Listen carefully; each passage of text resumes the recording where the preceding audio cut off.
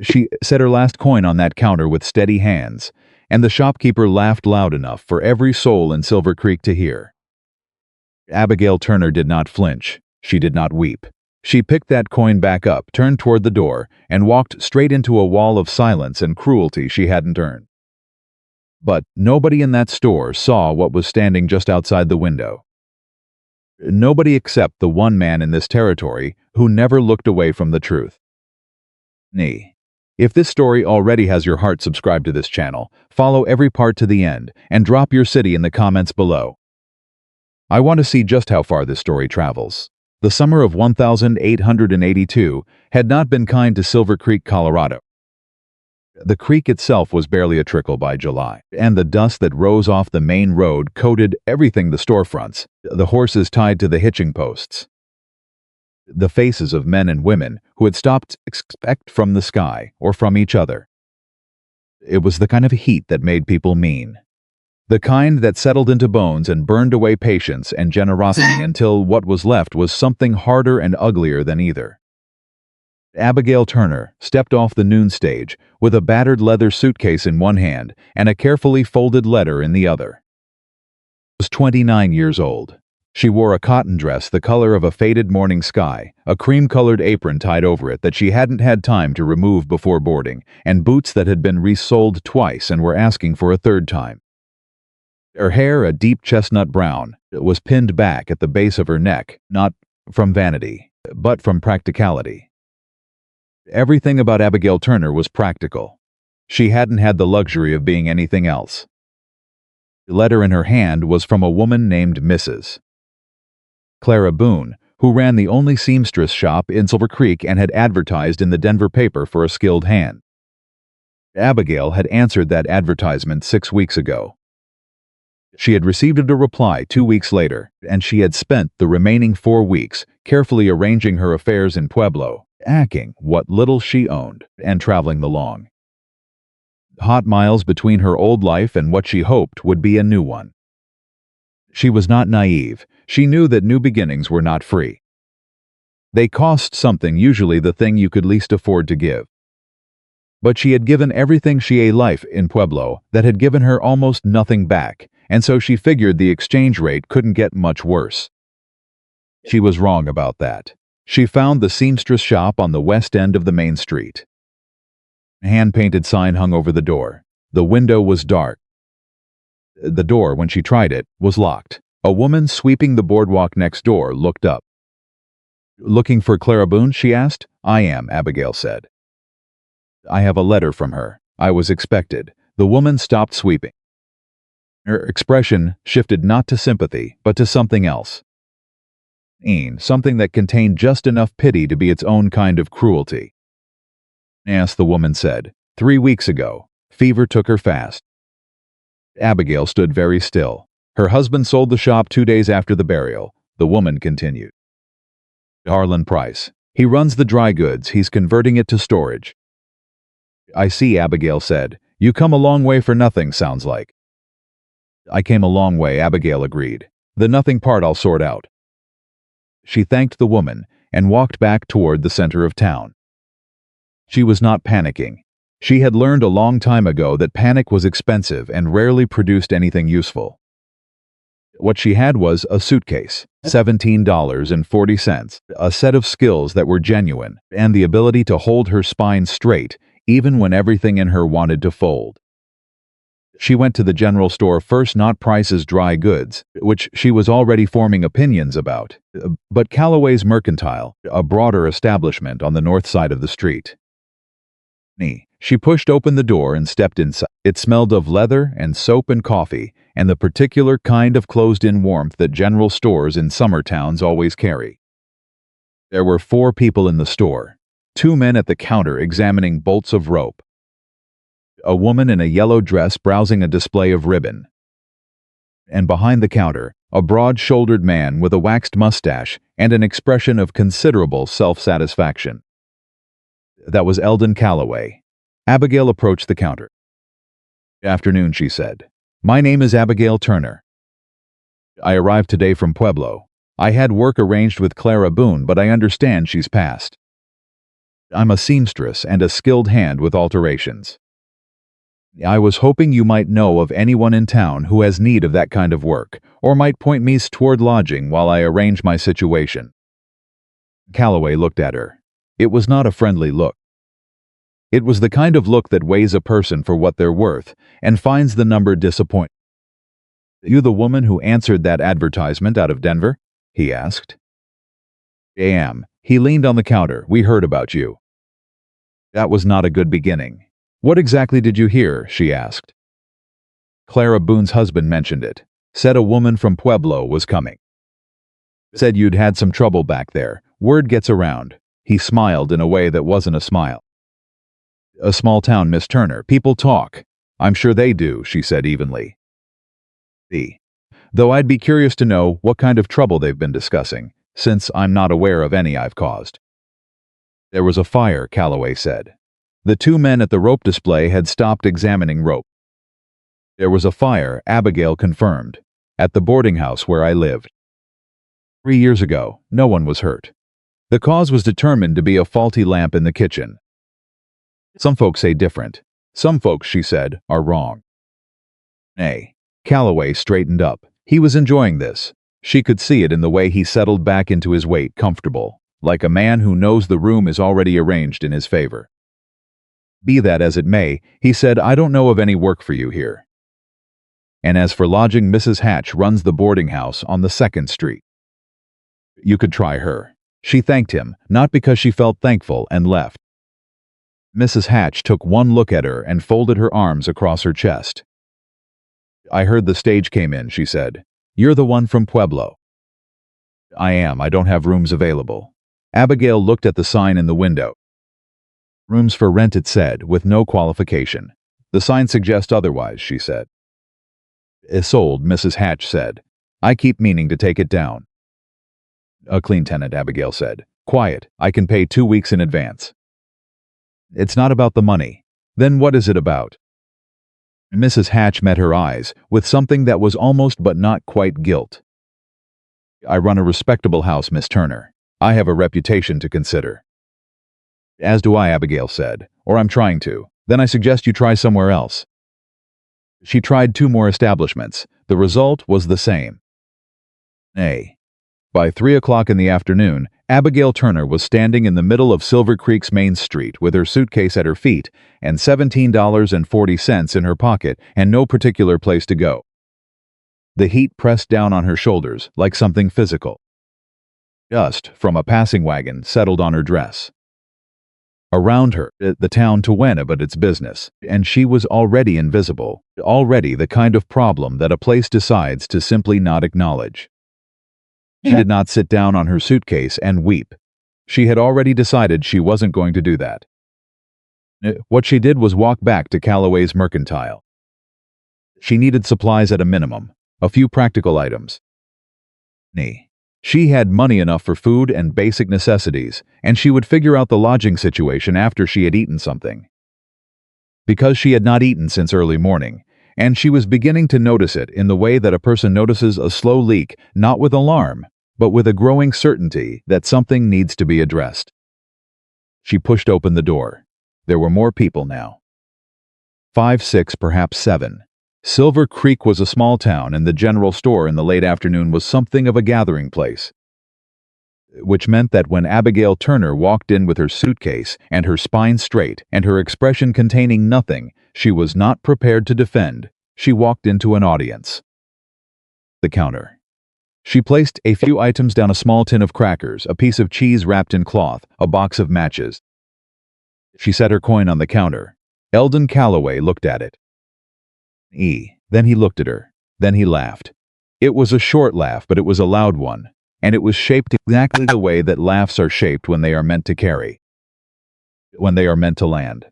Half the store heard it, and turned, and the other half turned because the first half had.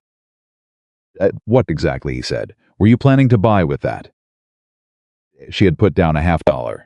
The items she had placed on the counter came to 35 cents. Those 3 things, she said. A $50.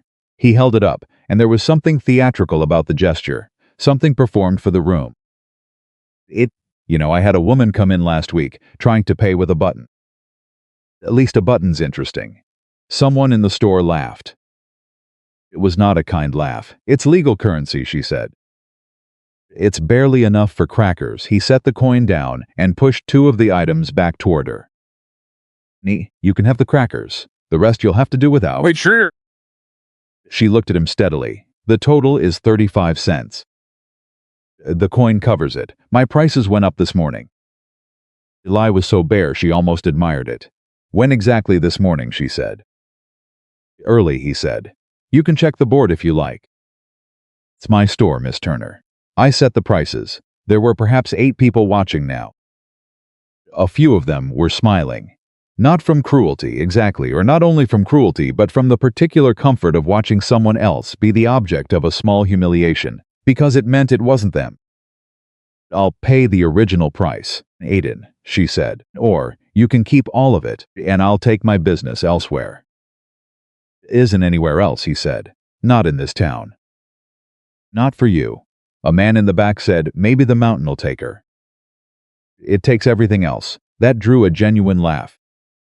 Abigail picked up her coin. She picked up her suitcase. She turned toward the door with her jaw set and her hands absolutely steady because she would not give them the satisfaction of seeing anything else. It was nearly to the door when it opened. The light that came in was afternoon light, thick and golden and full of suspended dust. And then the light was blocked by the shape of a man. A large shape, taller than the doorframe by an inch, broader than it by considerably more. He had to dip his head slightly to enter, which he did without appearing to notice, the way a man moves through a space he's navigated enough times that his body has simply accounted for it. He was not young, but he was not old. Somewhere in the long middle of a life that had been lived hard and outside. His hair was dark and somewhat long, past the collar of a vest that was as worn as old saddle leather. He had a beard that was not kept, but was not unkempt. It was simply there, the beard of a man who had other things to think about. His hands, which hung at his sides in no particular hurry, were very large and very still. He looked at Abigail Turner. She had stopped walking, because the door was now occupied. He looked past her toward the counter, and something in his face went very quiet. Quieter than it already was, which was considerable. Nathan, Calloway said, with a different tone than the one he'd been using. Didn't hear you ride in. I reckon you were busy, Nathan Cole said. His voice was low, not loud, not projecting, not performed for the room. Simply arrived. He looked back at Abigail. He looked at the coin in her hand. He looked at the suitcase. He looked at her face, which she had arranged into an expression that gave nothing away, because she had been practicing that expression for several years and had gotten quite good at it. Are you leaving? He asked. That appears to be the situation. Yes, she said. Against your will? She paused. I don't know that I'd characterize it. Calloway, Nathan said, and he looked over her head at the man behind the counter. What did she come in for? That's between me and... What did she come in for? It was still not loud. The quality of it had changed, the way weather changes, not dramatically, but in a way that the body understands before the mind catches up. Calloway shifted his weight, crackers, cheese, matches. And she had money, $50, which covers what she wanted. My prices. I know your prices, Eldon, Nathan said. I've been buying from this store for 11 years. Bring her out. The store was very quiet. Calloway's jaw worked for a moment.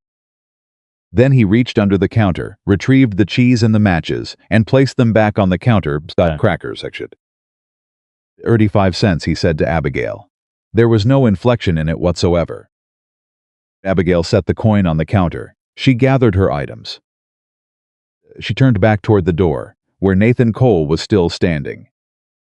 He stepped aside to let her out. He held the door. Walked past him and out into the afternoon heat, and she heard the door close behind her, and then she heard it open again immediately, which meant he had followed her out. She turned. He was standing 2 feet away from her on the boardwalk. Up close, he was even larger than the doorframe had suggested. He held his hat in both hands, turning the brim slowly, which she would come to understand was his version of searching for words. "You got somewhere to go tonight?" he asked. "I'm working on that," she said. "Mrs. Hatch turn you away?" She looked at him. "You know about that already." "Small town, so I've been told." He turned the hat brim again. "Dunmore Saloon sometimes rents the back room. It ain't fancy, but it's clean and it's private. You'd want to ask for Jim Dunmore, not the bar staff. Tell him Nathan Cole sent you." "Is that your name?" "It is. And why would your name carry any weight with Mr. Dunmore?" "We've done business," he said simply. She looked at him for a long moment. She was not a woman who accepted assistance from strangers without considering what the acceptance would cost her. She had learned that lesson the hard way, as most women in her situation learned most lessons. "What do you want for this information, Mr. Cole?" she asked. He looked almost surprised, as if the question had not occurred to him, or as if it had occurred to him and he'd already dismissed it for reasons that seemed obvious to him and that he had not thought to explain. "Nothing," he said. "There's no transaction here, ma'am. I'm just telling you where you can sleep tonight." She studied him. "People in this town seem to know my name and my history before I've had a chance to introduce myself." "I know your name," he said. "Nathan Cole's all I can offer in return." "And the history?" He turned the hat brim one more time. "I expect if your history mattered, you'd have told it to me yourself." Something shifted very slightly in Abigail Turner's chest. She did not allow it to show on her face. "Dunmore's Saloon," she said. "Entrance on the alley side. Jim'll be in his office this time of day." Uttered once. She picked up her suitcase. "Thank you, Mr. Noel." "Ma'am," she walked. She did not look back. But she was aware, in the particular way that a person is aware of something standing behind them that is not a threat, that he was watching until she was out of sight. Jim Dunmore was a compact, careful man who wore suspenders over a collarless shirt and kept his office in a state of organized disorder that somehow functioned perfectly. Abigail appeared in his doorway and said Nathan had sent her. He looked up from his ledger with an expression that recalibrated itself several times in quick succession. "Neil sent you," he repeated. "He did. Huh." He set down his pen. "Nathan doesn't send people to me, generally. He doesn't send people anywhere, generally." "He made an exception," she said. Dunmore looked at her suitcase. "How long? A week to start. I can pay $2 a week," he said. "Meals not included, but you can use the kitchen before 7 in the morning." "Yeah. You'll want to be out of the back hallway by 8, because that's when deliveries come through. There's a bolt on the inside of the door. You use it. Every night. Without exception," he said. "It's a saloon. I run a tight place, but it's still a saloon." "Understood," she said. $2 a week." She laid $2 on his desk. He looked at it. He looked at her. "You eaten today?" "Not recently," she said. He opened the door to the hallway and called down at Rosa. "Whatever's on the stove. Extra plate." He turned back to Abigail with the air of a man who has settled the matter and moved on. "Room's at the end of the hall," he said. "Second door on the left. Don't mind the noise after 9. You'll get used to it." She would not get used to it. But that was a problem for later, and right now later was a gift she was deeply grateful to have. She found work on the third day. Not through referrals, and not through the goodwill of the town. She found it the way she found most things in her life, by refusing to accept that the finding was finished. It had begun on her second morning in Silver Creek to simply walk. She covered the town in a methodical grid. Noting which establishments had mending she could identify from the outside a fraying awning, a tablecloth visible through a restaurant window that had a split seam along one edge, and then going in and making her offer in the most direct terms possible. She wasn't asking for sympathy. She was identifying a problem and proposing a specific solution at a specific price. Most doors closed, but not all of them. Dr. Walter Henney, who ran the only medical practice in Silver Creek, had a pile of surgical linen that needed repairing, and his hands were too large and too imprecise for the fine needlework required. He hired her at 30 cents per piece. It was not a fortune, but it was a start. The schoolteacher, a young woman named Louisa Marsh, who had arrived in Silver Creek only the previous autumn and therefore occupied roughly the same social standing as Abigail, had a collection of damaged books that needed rebinding. They were not strictly sewing work, but Abigail's fingers were clever, and she had done bookbinding before, and Louisa Marsh paid her fairly and without apology. By the end of the first week, she had established herself as a person who was willing to do good work for honest pay, and a small and cautious circle of Silver Creek's residents had begun to notice. A smaller, less cautious circle had also begun to talk. She heard it in pieces, from Dunmore, who was careful but honest. From Rosa, his cook, who was direct in the way that only people who have already decided not to care what you think of them can be direct. "They're saying you came here under false pretenses," Rosa told her one morning. Over a breakfast Abigail had begun helping to prepare in exchange for having it earlier and hotter. "That you knew Clara Boone was dead before you left Pueblo." "That's not true," Abigail said. "I know it ain't," Rosa said. "I'm telling you what they're saying." "Who's saying it?" "Rice," Rosa said. "Harlan Price. He's the one who bought Clara's shop, and he doesn't want competition. He's spreading it around that you came here to cheat your way into a business before he could close the deal." Abigail set down her coffee cup very carefully. "That's a specific lie." "Yes, it is," Rosa said, "and it's doing its job. Why would Price care about me? I have no shop. I have no capital. I am a woman living in the back room of a saloon with 30 cents worth of surgical linen repaired to my name." "Because you're good," Rosa said simply. "Because people who've seen your work are talking about it. Because a woman who can actually sew is a threat to a man who's already decided what the sewing business in this town should look like." Abigail thought about that. "What's Price's actual business?" she asked. "Everything," Rosa said. "Land commerce. He's the one who owns the west claim on the silver mine. He's on the town council. He lends money to people who need it, and then he finds reasons why they can't pay it back." She paused. "He's been after Nathan Cole's land for 3 years. "Nathan Cole," Abigail said. It was the second time she had heard that name. "Mountain above town," Rosa said. "Cole's been up there 11 years. Has a piece of land that sits right along the water access for the lower valley. Price wants that access.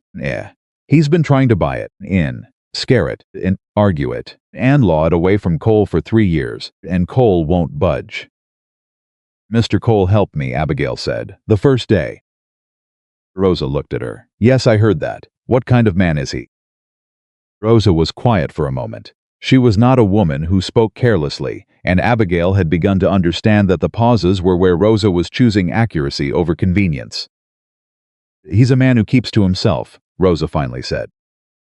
"And not because he's unfriendly. Because he's been taught that the world is more peaceful when he's not in it. He lost his family 11 years ago, his wife, a baby that came early and didn't stay. He buried them both in the same week, and then he went up that mountain, and he stayed." Abigail said nothing. "He comes to town for supplies," Rosa said. "Maybe once every 2-3 weeks. He doesn't talk much.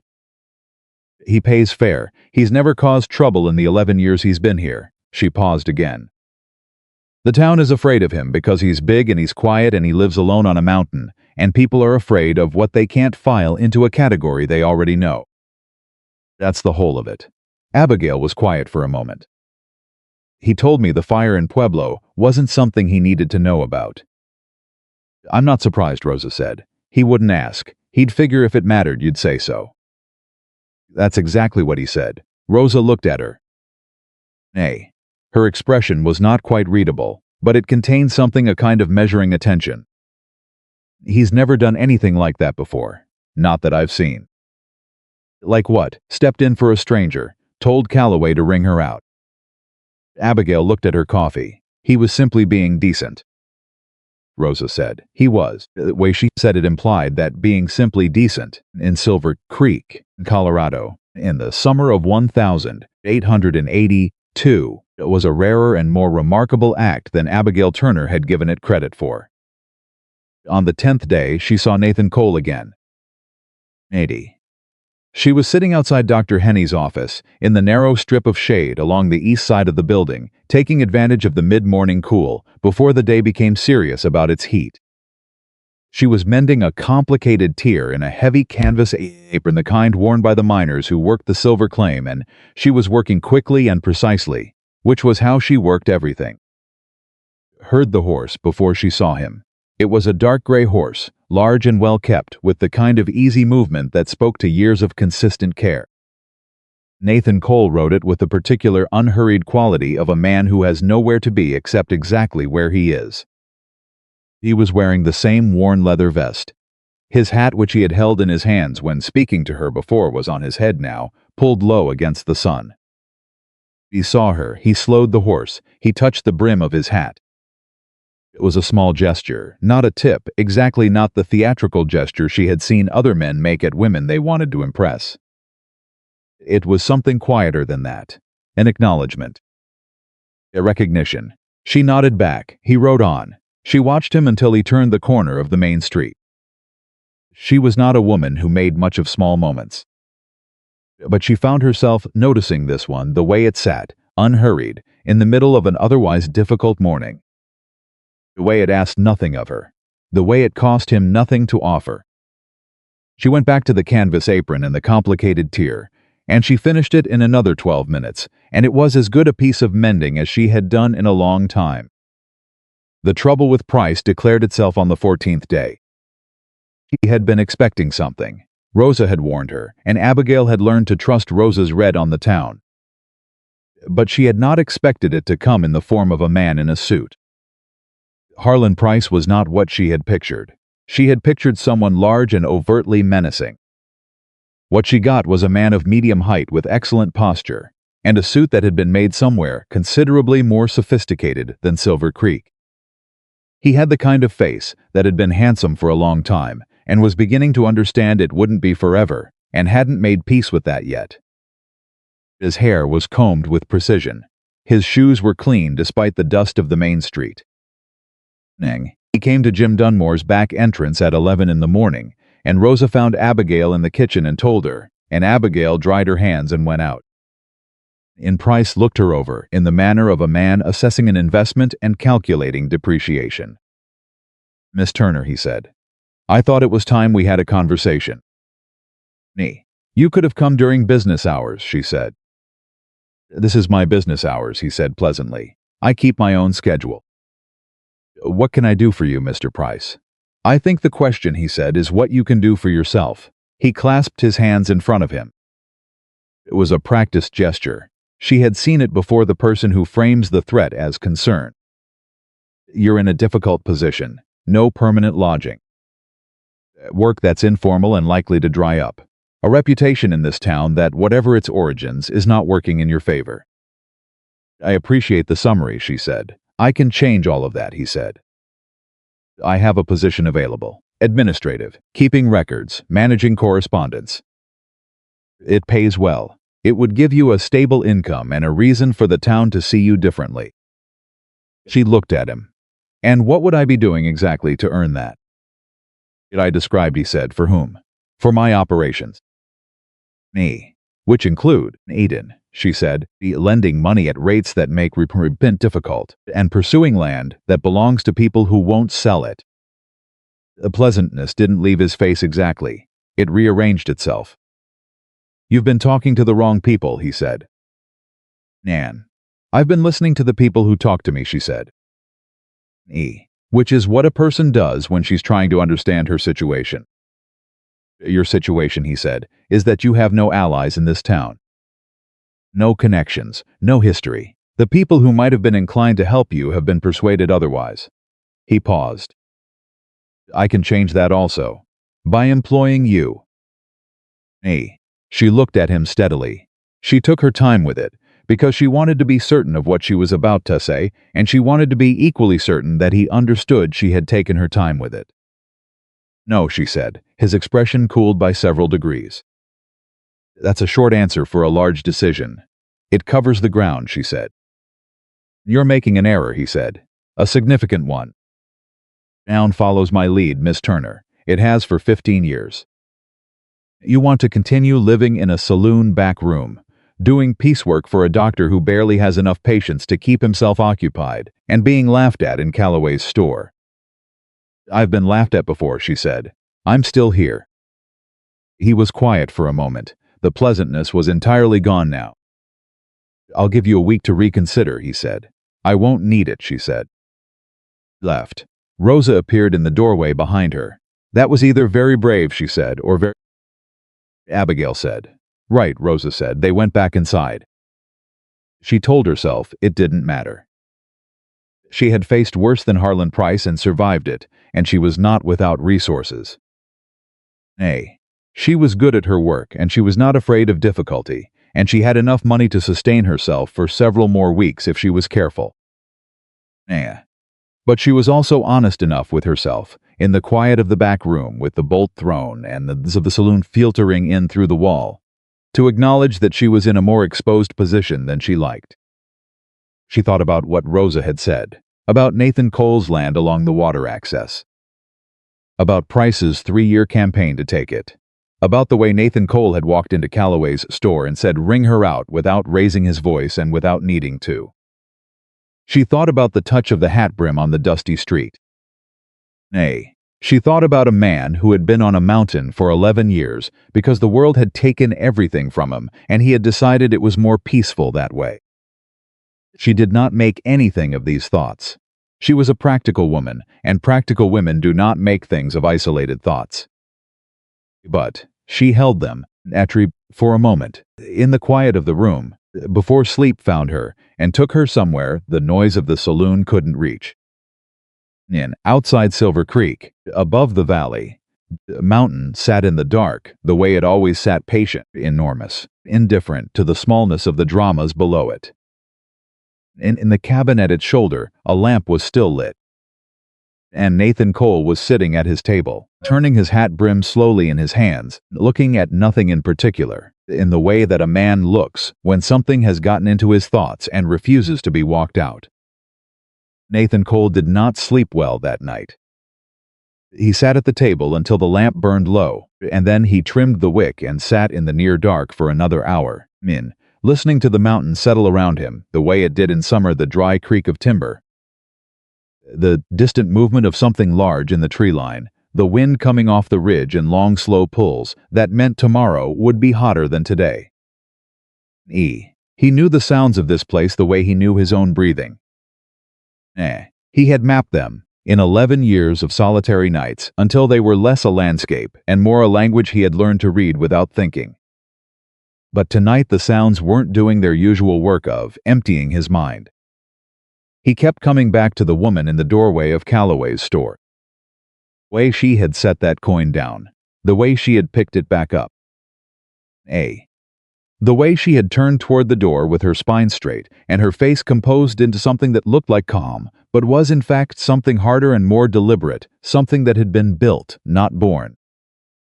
He recognized it because he had built something similar himself. The structure a person constructs when they have decided, at some specific point in life, that they will not give the watching world the satisfaction of seeing them break. He had not intended to do anything when he walked into Calloway's that afternoon.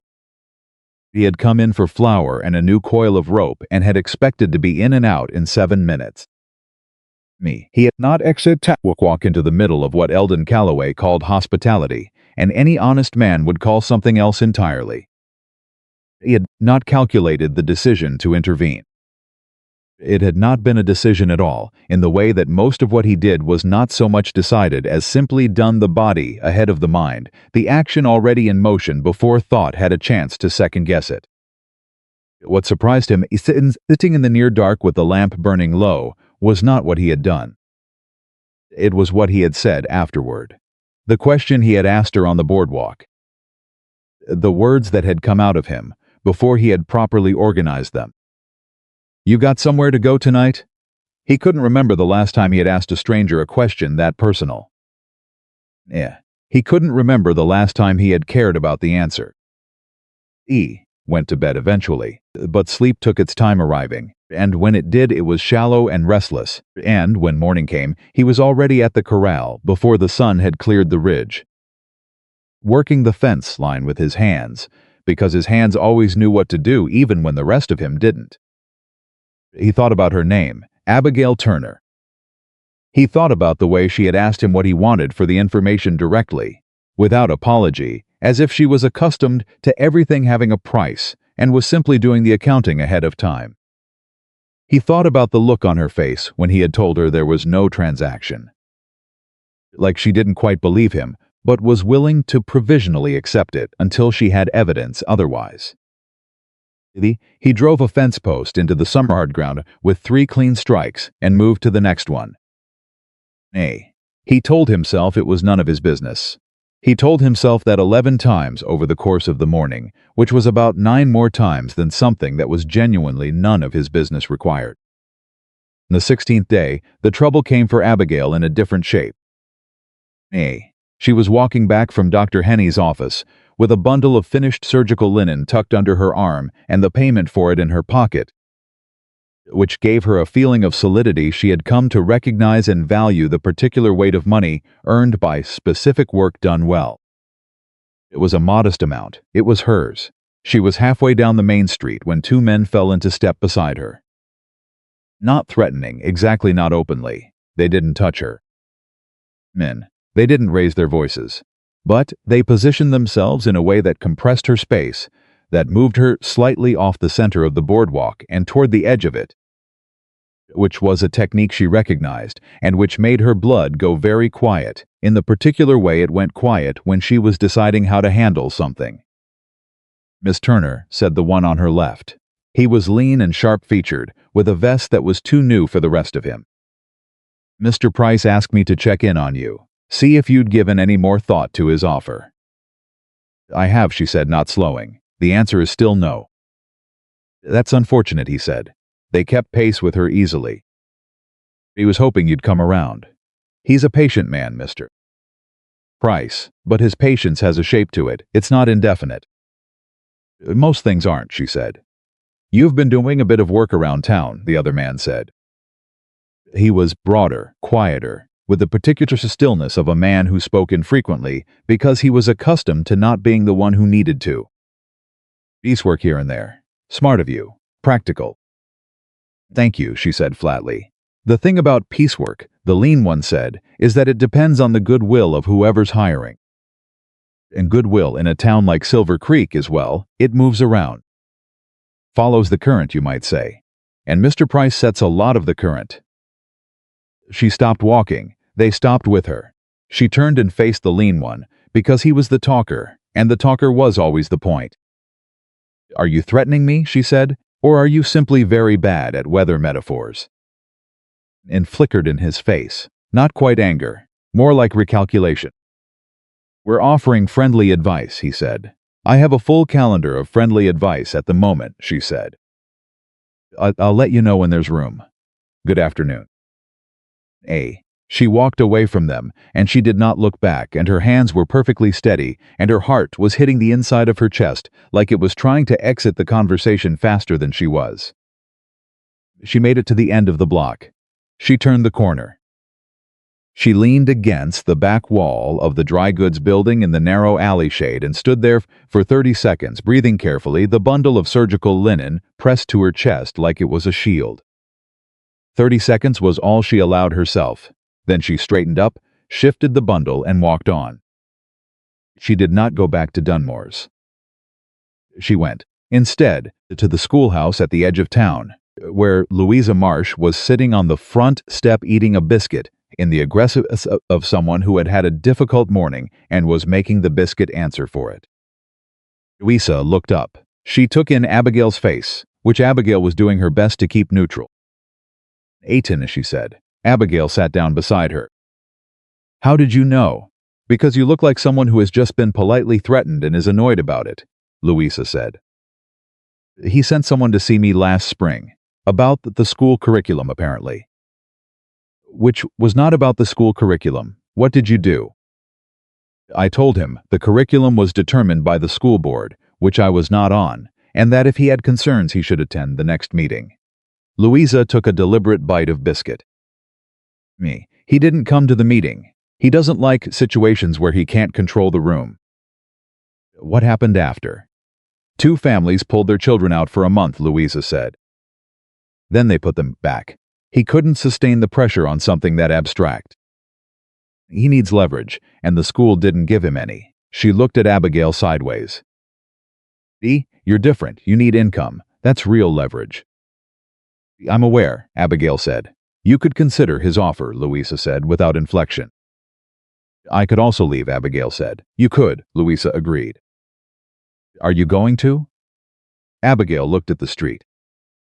Dust. The heat rising off it in slow waves. The false fronts of the buildings with their painted promises. The flag over the assay office hanging limp in the breathless air. No, she said. Louisa nodded as if this was the answer she had expected and the answer she preferred. Then you need someone in this town who has more currency than price, she said. Not many candidates for that. How many? Louisa was quiet for a moment. Looked at her. Cole, Louisa said simply. Nathan Cole. Price has been trying to break that man for 3 years and has gotten exactly nowhere. And the reason he's gotten nowhere is that Cole doesn't need anything from this town. He doesn't need their approval, or their business, or their opinion.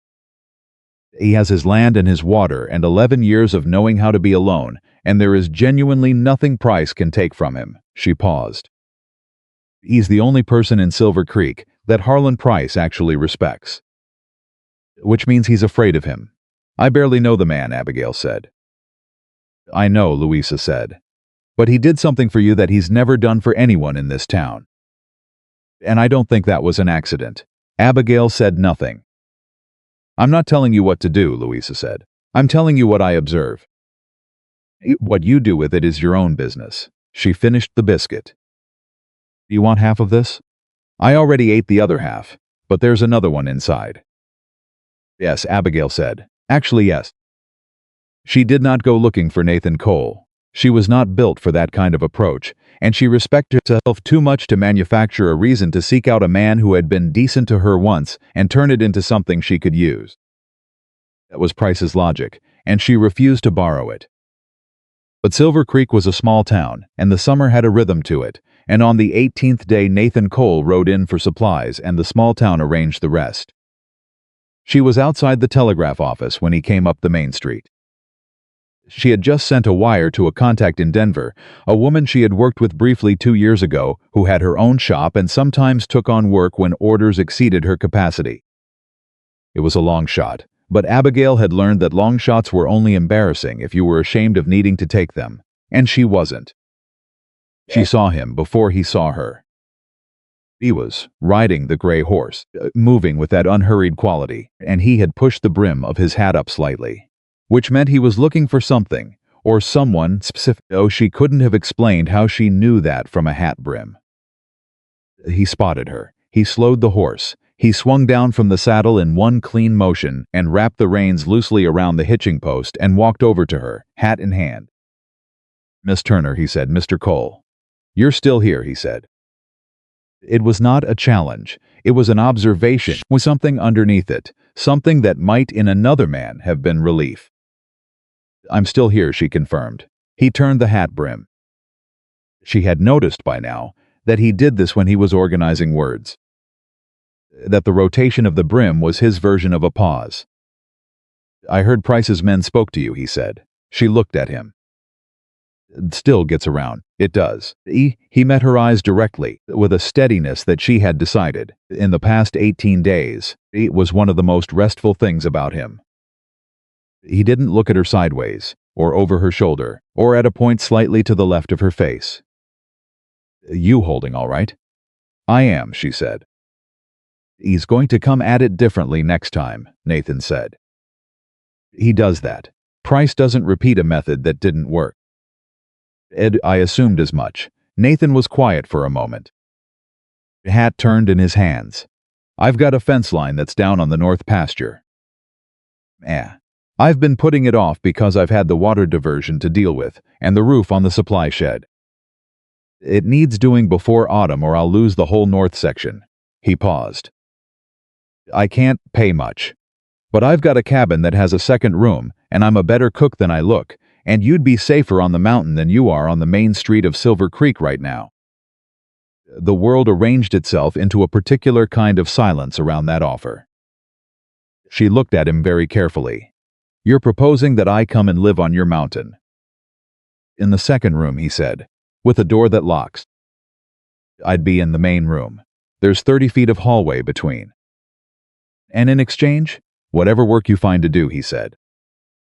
"I'm not asking for service. I'm asking for company, I suppose, though I don't know that I'd be much at it.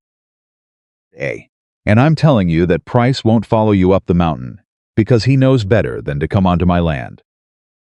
"Why does he know better?" Nathan held her gaze. "Because I told him 3 years ago what would happen if he did." She looked at him for a long moment. He did not rush her. He did not add arguments. He turned the hat brim once and waited. "Don't know me," she said. "I know enough," he said. "What do you know?" "I know you picked that coin back up off Calloway's counter without flinching," he said. "Aunt, I know you told Price's man no on the street and walked away from it straight." "Men, I know you've been working every angle you have for 18 days in a town that's been put against you, and you haven't left, and you haven't asked anyone for anything you didn't earn." He paused. "That's enough for me." She stood with that for a moment. "Anne, I have a commission that requires a sewing machine," she said finally. "Or at minimum, a good set of fixed shears and a table that doesn't wobble." "Got a table," he said, "and I can get shears." "Rode up the mountain," she said. "Can I bring the suitcase on horseback? Or—" "Nah. I'll come for you in the morning with the wagon," he said. 7 o'clock. She looked at him.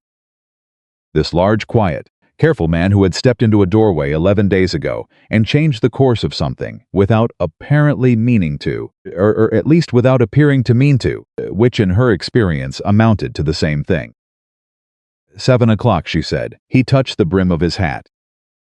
He went back to his horse. Jing. She watched him ride away, and this time when he turned the corner, she turned back toward Dunmore's to go tell Rosa and pack her things, and she did not think too carefully about what she had just agreed to.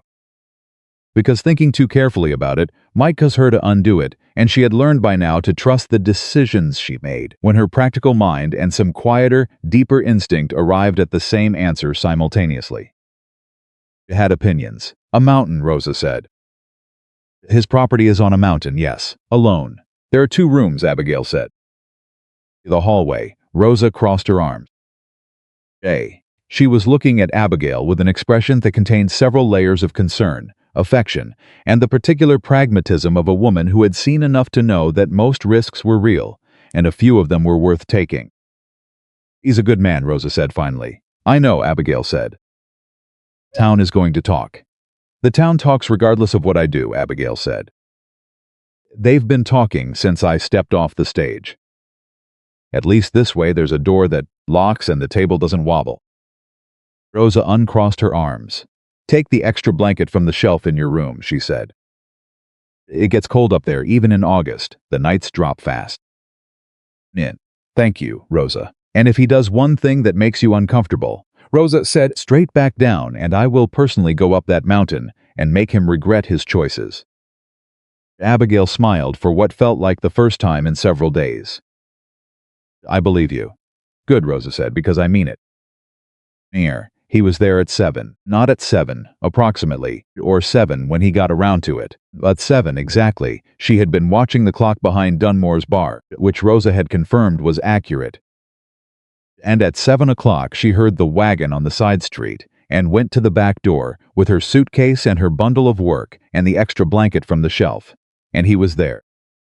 He got down from the wagon when he saw her. He took the suitcase without being asked, not in a way that suggested she couldn't carry shit herself, but in the way of a man who is accustomed to the physical management of things and does it naturally, without making an event of it. He said. "Good morning," she said. Put the suitcase in the wagon bed. He offered a hand to help her up to the seat. She took it, because the wagon seat was high and the offer was practical. His hand was very large and completely dry, despite the morning heat that was already building, and the grip was steady, and then immediately gone, the hand extended to be useful, and then to return to its owner without lingering. They drove out of Silver Creek in the early morning, and neither of them spoke for the first mile or so, which suited them both. A road up the mountain was not a road exactly, it was a track, wide enough for the wagon but insisting on attention. He drove it with the ease of someone who has driven it hundreds of times in all conditions. The horse, a dun-colored working animal, not the gray she'd seen him ride, moved steadily and without complaint. "Tell me about the fence," she said, "somewhere around the second mile." He glanced at her sideways, not with surprise exactly, but with a quality of attention that suggested he hadn't expected the question and found it acceptable. "North pasture runs along the ridge line," he said. "I've got 12 horses. Used to have 23, but I sold off the young stock last autumn. The fence on the north boundary has 3 sections down after the freeze last winter. I've got the posts cut and ready.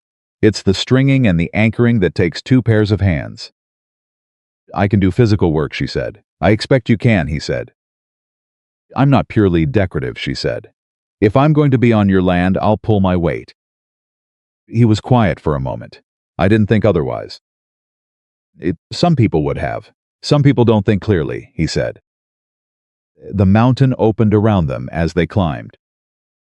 The heat of the valley fell back by degrees, and the air took on the particular quality of altitude, thinner, cleaner, with the smell of pine resin and dry grass and the particular mineral sharpness of rock that has been in the sun all morning.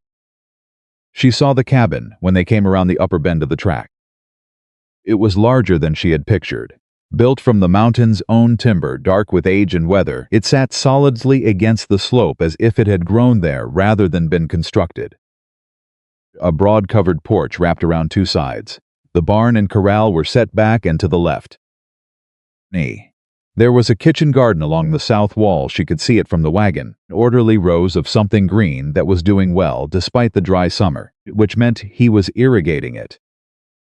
Which meant the water access Price wanted was doing exactly what it was supposed to do. She took it in without comment. He pulled the wagon up in front of the barn, set the brake, and climbed down. She climbed down on her own side. He showed her the second room. It was simple and clean, properly made with a worn quilt in faded blues. A small table, a hook on the wall for clothes, a window that looked south, toward the valley below, and you could see Silver Creek from it, small and distant and manageable from up here, which struck her as appropriate. There was a door, as he had said. The lock was a simple sliding bolt, and he had oiled it recently, which she noticed, because it moved without any sound at all, and a bolt that is not looked after does not move like that. I want to say something," he said, from the doorway. She turned. "You don't owe me anything," he said, "for being here." "I want that said plain, so there's no confusion between us later." Looked at him. "I appreciate plain," she said. "I figured. Then I'll say something plain in return," she said. I don't accept charity. I'll work for the room and the meals, and I'll keep my accounts honest. And if at any point this arrangement stops working for either of us, I'd rather hear it directly than sideways." "Agreed," he said immediately. "And I won't ask you questions you don't want to answer," she said, "and I'd ask the same courtesy." Looked at her steadily. "Agreed." "Good," she said. He nodded once, turned, and went back down the hall to do whatever the morning required of him, and she stood in the small clean room with the window that looked south and the bolt that didn't make a sound, and she breathed in once, deliberate, and felt something she hadn't felt in 23 days. Not safe, exactly. Something more provisional than that. Something that sounded quietly like the possibility of safe. The first week on the mountain had a texture to it that Abigail hadn't expected. She had expected awkward. She had expected the strained silences of 2 people who didn't know each other, trying to manage a shared space without either surrendering too much of themselves. She had lived through enough difficult domestic arrangements to know the particular friction of it, the careful negotiations over kitchen time and conversation, and how much eye contact constituted friendliness versus intrusion. What she got instead was something quieter and more functional than that. Nathan Cole was a man of routine, which she respected, because she was herself a woman of routine, and two people with routines tend to orbit each other without collision. He was up before dawn. She heard him moving in the kitchen, not loudly, and there was always coffee by the time she came out, which she did not take for granted. He was in the barn or the pasture by the time the sun cleared the ridge. Came in at midday for a brief meal that he assembled with a minimum of fuss bread, dried meat, whatever was in the garden. He returned to work. He came in before dark to cook something more substantial, and this was, she discovered, the hour he was most willing to talk. Length, not with elaboration. But he answered questions. Asked them, occasionally. He did not perform disinterest, and he did not perform interest. He was simply present, to whatever degree the moment seemed to call for. She worked her sewing commissions at the table in the main room, because the light there was better, and he moved around her, without comment, finding what he needed, bringing in water. Sharpening tools at the outdoor bench in the easy way of a man who has long practice at occupying a space without demanding it. On the third day, she went to help him with the fence. Asked. But she had simply appeared at the north pasture, with her work gloves and her sleeves rolled, and said, "Tell me what needs doing," and he had looked at her for a moment, with that steady, taking in quality, and then handed her a strand of wire and showed her the anchor point without making a production of it. It was hard physical work, and she did it well. The wire fought her the way wire always does, with a kind of mindless mean persistence that was exhausting, precisely because it wasn't personal. He worked the posts alongside her, and after a while the rhythm of it settled between them, the way a rhythm does when two people are working the same problem, not in conversation, but in communication, each reading the other's movement and adjusting. She missed the anchor on the fourth post, and the wire kicked back and caught the heel of her hand and left a sharp red line across it. She pulled her hand back and said something she had learned from a teamster in Pueblo that she ordinarily kept in the private vocabulary she reserved for private moments. Nathan turned. He looked at her hand. He crossed to her in 3 strides and took her wrist gently, with the thumb and 2 fingers, the way you handle something you don't want to damage, and turned her palm up to examine the cut. Deep? No, she said, just sharp. Come up to the cabin, he said. It's fine, Abigail, he said. It was the first time he had used her given name. Neither of them remarked on it. He simply turned and walked toward the cabin, and after a moment she followed, because arguing about a hand cut in a north pasture in July heat was not the best use of anyone's time. He cleaned the cut with a practiced efficiency that told her he had done similar things to himself many times. He had a tin of salve that smelled of pine and something herbal she couldn't identify, and he applied it without comment and wrapped the heel of her hand with a strip of clean cloth. I've had worse, she said. I know, he said. Doesn't mean we leave it. He tied off the cloth. He was still holding her wrist, still with the thumb and 2 fingers, and she was looking at the top of his head, at the dark hair that needed cutting and was doing what it wanted. And for a fraction of a moment, she was profoundly aware of the specific detail of the situation. The mountain, the cabin, the salve that smelled like pine, this large, quiet man holding her wrist, like it was something worth being careful about. He put the salve away. Rest the hand for the afternoon, he said. We can finish the north section tomorrow. I was raised on a farm, she said. This is not my first fence line. He turned and looked at her, then a longer look than usual, with something in it that wasn't quite a smile, but was adjacent to one. I know, he said. You said it better without gloves. She stared at him. Was that a joke? He appeared to consider the question seriously. Might have been, he said. She sat down at the main room table and picked up her sewing and did not say anything else, because there was nothing to say. But there was something warm sitting in the middle of her chest that had not been there yesterday, and she allowed it to stay there and went back to her hem stitching with hands that were only slightly less than steady. On the 9th day on the mountain, she found the grave. She hadn't been looking for it. She had gone to the east side of the property to check the state of a section of kitchen garden that Nathan had mentioned was getting too dry on the ends, and she had gone farther than she intended, following the property line around a stand of pine. And she came out into a small clearing, where the grass was shorter and more carefully tended than anything else on the mountain. Markers, simple stones, set into the earth with obvious care. No names, because the stone couldn't hold them, but there were wildflowers placed at the base of each, not old flowers, not dried ones. Cut within the past day or two, she stood very still. She did not stay long. She was not there by invitation, and this was not a place she had any right to. She walked back to the kitchen garden and checked the dry section and adjusted the irrigation channel the way Nathan had shown her how to do it. And when he came in at midday, she handed him a plate of bread and the last of the hard cheese and did not say anything about what she had found, because she had promised not to ask questions he didn't want to answer. And she had not promised not to notice things. But that evening, when the meal was done and they were sitting on the porch in the particular quiet that the mountain produced at the end of a summer day, that long, golden, a gradually cooling quiet that asked nothing of a person, she said, without looking at him, "You cut fresh flowers for them." He was quiet for a moment. "Yes," he said. "Every week?" She nodded. She kept looking at the valley below, at Silver Creek going soft and amber in the evening light. "Her name," she said, "if you want to say it. You don't have to." A long pause, the kind that has something at the bottom of it. "Margaret," he said. "The baby didn't live long enough for a name." She nodded once. She did not say she was sorry, because she was, but she had learned a long time ago that "I'm sorry" was sometimes the least useful thing you could offer a person carrying a loss of that size. What she did was stay where she was, on the porch, in a cooling evening, without making any move to go inside and leave him alone with it.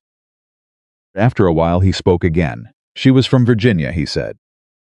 She hated the cold up here, but she never said so. Found a letter she'd written to her mother, and never sent. She said the mountains were magnificent, but she dreamed about tobacco fields. A pause. "I'd have gone to Virginia if she'd asked." "She didn't ask," Abigail said. "Not a question. She wasn't built for asking," he said. "Neither am I much." They sat in the quiet for a while longer.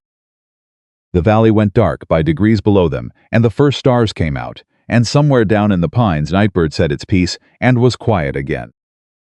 "Thank you for telling me," she said. He said nothing. But he didn't go inside. They stayed on the porch until the dark was complete, and it was the most comfortable silence Abigail Turner had sat in for as long as she could remember, which was a strange thing to realize and a stranger thing to hold on to. And she held it anyway because it was hers, and she had not had enough of this particular thing to be careless with any of it. It was Rosa who brought the news. She came up the mountain on a hired horse at mid-morning of the 12th day, which was not a small thing. Rosa did not ride, and the fact of it told Abigail, before Rosa had even climbed down and gotten her breath, that what she had come to say was not small either. "Papers," Rosa said. "Yesterday, in the territorial court." Abigail set down the shirt she was mending. Nathan, who had come in from the barn when he heard the horse, stood in the doorway with his arms folded. "What papers?" he said, flat. "Not a question. He's claiming adverse possession on the North Water easement," Rosa said. "He's arguing that the easement on Cole's land has been unused and improperly maintained for a period of..." She pulled a folded paper from her coat and read from it. "A period of no less than 7 years, and that therefore the right of access has reverted to the territorial commons, from which he has filed a prior claim." Silence in the cabin was very specific. "That's not true," Nathan said. "I know it isn't," Rosa said. "But he's got a judge in Glenwood Springs who owes him money, and he's filed in that jurisdiction, and the hearing is in 3 weeks. Nathan's jaw set. His hands, which had been folded across his chest, went very still. "He's been planning this," Abigail said. "For a long time," Rosa said. "He's been documenting it for 2 years, according to what I heard from Deputy Marsh. Building the argument piece by piece. The papers he filed are detailed." He's got dates, he's got affidavits. She looked at Nathan. From people in this town. Calloway, Rosa said. Mrs. Hatch. 2 men from the mine. She paused. They're saying the easement access hasn't been maintained. That the channel above the property has been blocked. That water delivery to the lower valley has been inconsistent. Nathan moved without warning.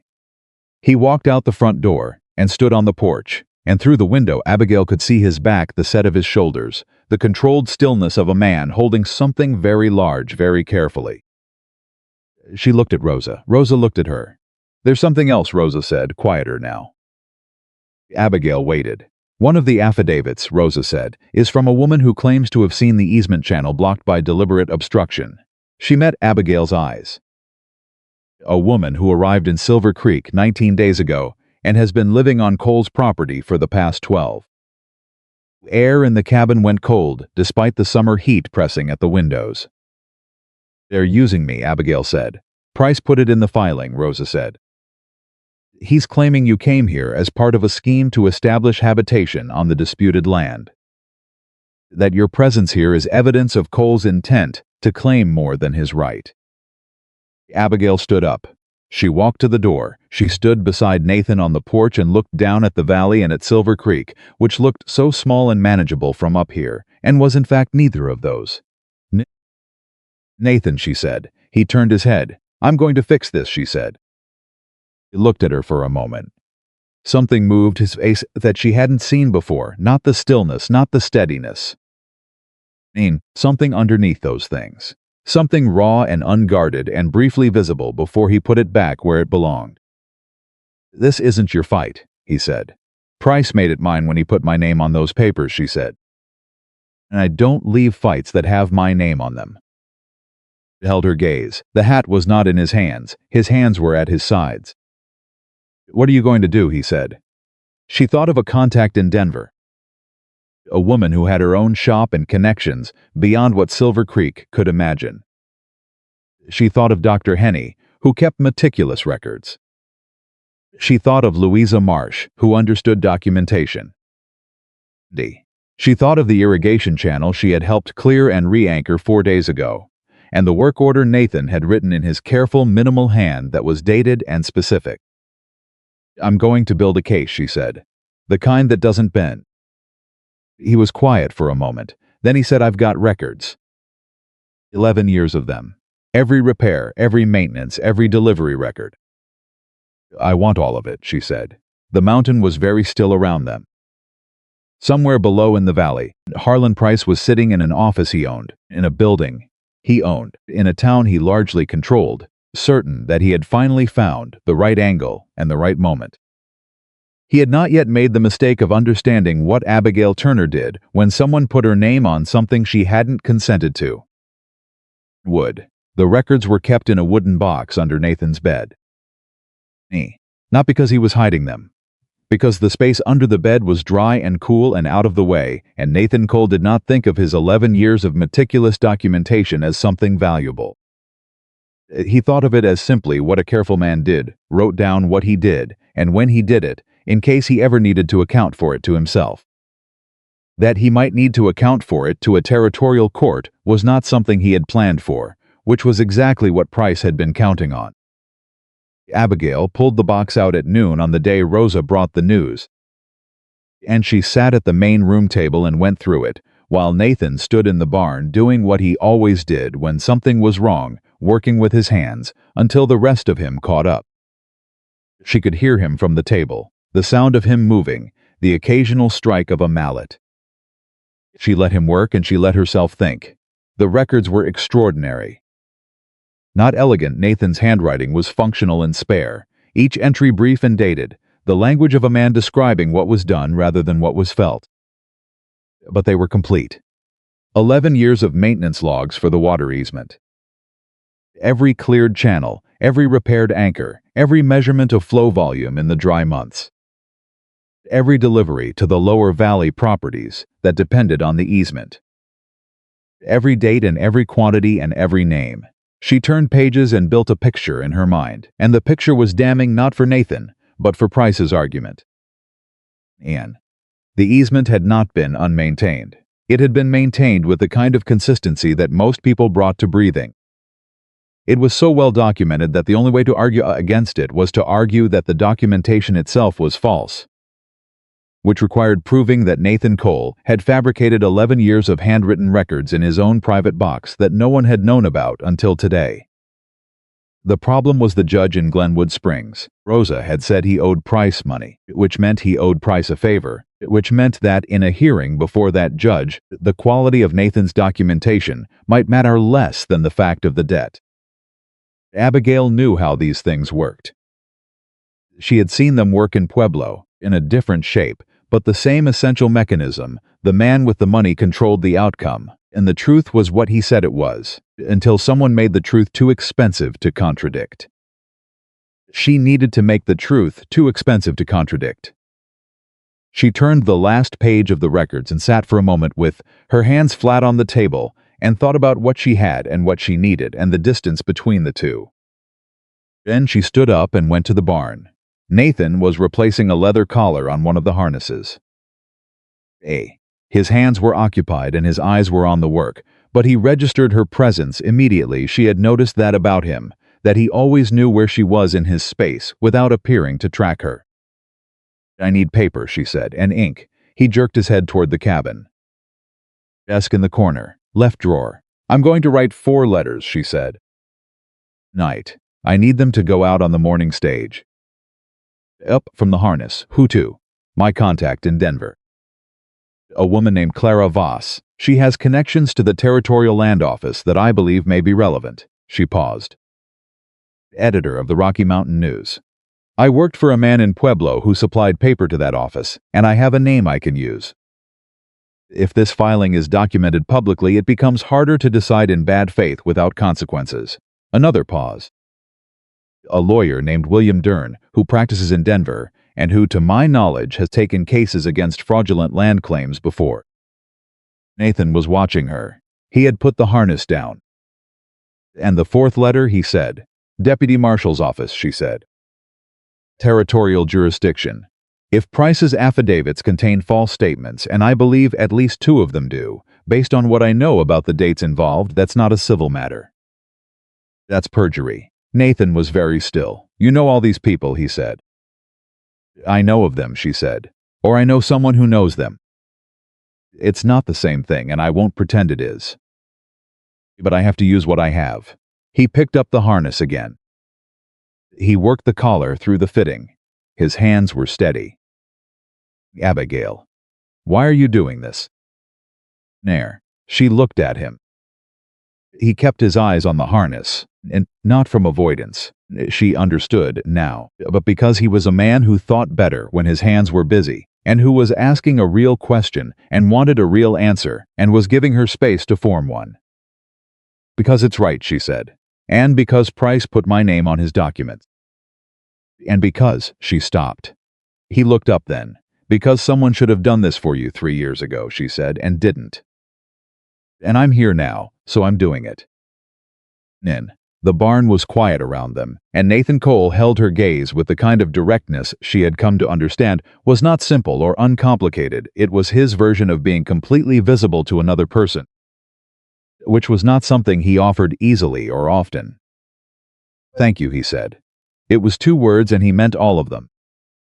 She went inside and wrote the 4 letters. She was at the desk past midnight, and when she finally set the pen down, her fingers were cramped, and her back was aching, and the lamp had burned low enough that she was writing the last lines of the 4th letter largely from feel and familiarity. She capped the inkwell. She folded the letters with care. She set them in a row on the edge of the desk and looked at them in the guttering light. 4 envelopes, 4 chances. She did not know how many of them would produce anything useful. Knew the lawyer was the most important, and also the longest shot, because lawyers of William Dern's caliber did not take cases for strangers in small mountain towns on the basis of a letter alone. She knew the deputy marshal was a formal channel that moved slowly. She knew the newspaper editor might or might not consider a land dispute in Silver Creek worth his column inches. She knew Clara Voss in Denver would write back within the week, because Clara Voss was efficient and well-connected and had never in Abigail's experience failed to do what she said she would do. 1 out of 4 was not nothing. She went to bed. She slept better than she expected. In the morning, Nathan drove the letters into town himself.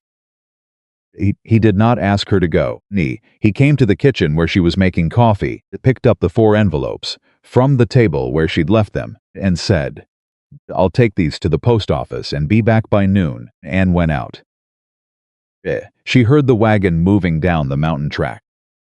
He was back by 10:30, which meant he had driven fast. He came in and set his hat on the hook and poured himself coffee and said, "Calloway called out to me on the street." What did he say? He said Price wants to talk. He drank the coffee. Wanted me to know that Price is open to settling this without a court hearing. Said there was a fair offer on the table for the water rights. Abigail looked at him over her own cup. He's rattled. He doesn't know about the letters, Nathan said.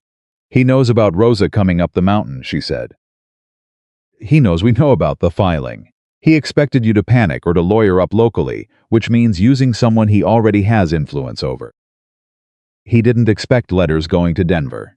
How would he know about letters going to Denver? He doesn't, she said. But he knows something shifted. He can feel it, the way a man feels weather coming.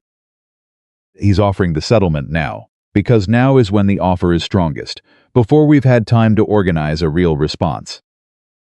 Nathan set the cup down. Nothing yet, she said. Not for 3 days. Let him wonder what we're doing. Nay. He looked at her. There was something in his expression that might have been the beginning of something like admiration, though he would not have used that word. You've done this before, he said. I've been in difficult positions before, she said. They teach you things. He nodded slowly. 3 days. 3 days, she confirmed. The answer from Clara Voss came in 5 days, not 7. Abigail was in the north pasture with Nathan, checking the fence work they had finished the previous week, when she heard a horse on the mountain track and turned to see Louisa Marsh coming up on a bay mare she'd borrowed from the livery, moving with the determined posture of a woman carrying urgent cargo. She was carrying a letter. Abigail met her halfway and took it and opened it standing in the summer-bright pasture with Nathan a few feet away, not crowding but present. Clara Voss wrote in short sentences and precise language that Abigail had always admired for its efficiency. She read the letter twice, then she looked up. She knows William Dern, Abigail said. She's already written to him. She says he's interested. Nathan was very still. He's had 2 previous cases against fraudulent land filings in the territory, she continued. He won both. She says he's looking at the details I sent and wants the full documentation record forwarded to Denver by the end of the week. The wooden box, Nathan said. I'll copy the key entries tonight, she said. We can send the originals. I want copies kept here. She folded the letter. Clara also says she spoke to a contact at the Territorial Land Office. She says there's a process for requesting a change of venue on a filing that involves a credible claim of judicial conflict of interest. Louisa, who had been listening from the saddle, said, Price's judge. Abigail said, if we can document the specific financial relationship between the judge and Price, we can move the hearing out of Glenwood Springs. Nathan asked. Pueblo, Abigail said. Or Denver. Somewhere the judge doesn't know Harlan Price's name. Nathan turned away from her. He walked 3 paces to the fence and put one hand on the top rail and stood there, looking north, toward the ridge, toward the section of land that the water easement fed. 11 years. She understood what he was feeling without needing to be told the specific mixture of something like hope and the fear of it, the way a person who has stopped expecting good things receives the possibility of them. With caution, with a hand already braced for the fall. Nathan, she said. He turned. This can work, she said. He didn't say anything. He held her gaze for a moment. Then he walked back to the fence and picked up the tool he'd set down and went back to work, which was his way of saying he was going to let himself believe it carefully and see what happened. What happened next was not what any of them had planned. It was the 16th day since Rosa had brought the news of the filing. 5 days since Clara Voss's letter. Abigail had spent those days in a state of controlled momentum, copying records, writing summaries, composing the documentation package for William Dern with the methodical precision of a woman who understands that the quality of what you put in a lawyer's hands determines everything that comes after. She was so focused on the documentation that she did not notice, at first, that Nathan was not right. He had been quieter than usual for 2 days. She attributed it to the strain of the situation, the waiting, the uncertainty, the particular helplessness of a man of action who is being asked to sit still while other people fight his battle in language and paper rather than physical work. She had seen it in him before, that tension between his instinct to act and the requirement to wait, and she had learned to give him room when it settled into him. But on the morning of the 16th day, he didn't come in from the barn for coffee. Waited. She went to call him and found him at the corral fence, not working, not moving. She came closer. Nathan. He turned and she saw his face, and the thing in her chest that had been warm and provisional for the past several weeks went entirely cold. He was pale, not the kind of pale that comes from heat or cold. Kind that comes from inside when something is wrong in the body's deep places. His jaw was tight in a way that was not his usual stillness. This was controlled pain, and she knew the difference because she had seen both on his face, and they did not look the same. "How long?" she said. "It's nothing," he said. "Nathan. How long have you been feeling this way?" He turned back to the fence. "Since yesterday. You worked the full day yesterday." "I know," he said. And from the way he said it, she understood that this was not an admission of toughness, but of something else, of a man who had spent 11 years having no one to be unwell for, no reason to acknowledge when something was wrong. Because acknowledging it to himself had not helped, and there had been no one else to tell. She put her hand on his arm. He looked down at her hand and then at her. "Come inside," she said. "There's work. The fence will be there tomorrow," she said. "Come inside." He came inside. She put him in the chair at the main room table and looked at him properly, and asked questions the way Dr. Ini had shown her, not from medical training, but from good observational instinct and several years of proximity to a man in Pueblo who had taught her a useful amount about assessment before he had. Need turned out to be wrong about almost everything else. Pain was in his chest and his left side. He had been having it since the previous afternoon. He had worked through it because that was what he did, and because he had not known what else to do with it. "It would be several things," she said carefully. "Some of them are not serious." "And some of them are," he said. "Yes." He absorbed that with the stillness he applied to everything that was larger than he had a word for. "Need to go for Dr. Henny," she said. "Abigail." "I'm going," she said. "I'll take the gray. I'll be back within 2 hours." "Is there anything you need before I go?" He looked at her. In 11 years on the mountain alone, no one had asked him that question in that specific context, the context of "I am leaving to help you, and I will come back." She could see that it landed on him, landed differently than it would have landed on a man who had been asked it regularly. "No," he said. "I'm all right." "I know you're all right," she said. "Nah. You're also not going up to the pasture while I'm gone." He almost smiled. "No, ma'am." She was already at the door.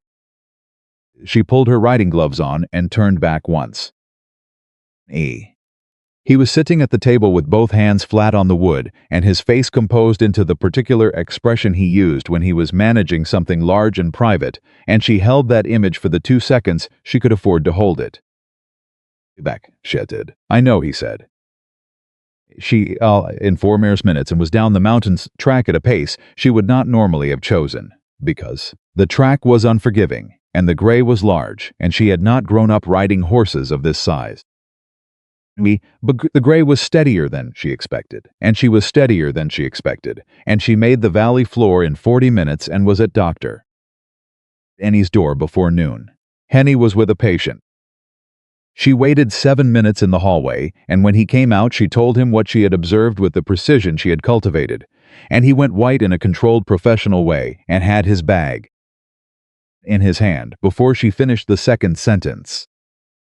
They They rode back up the mountain together, and Abigail kept a pace that was urgent without being reckless, and she did not let herself think about anything other than the road and the horse, and the next 50 yards of track. When they came through the door, Nathan was still at the table. Upright, still had both hands flat on the surface.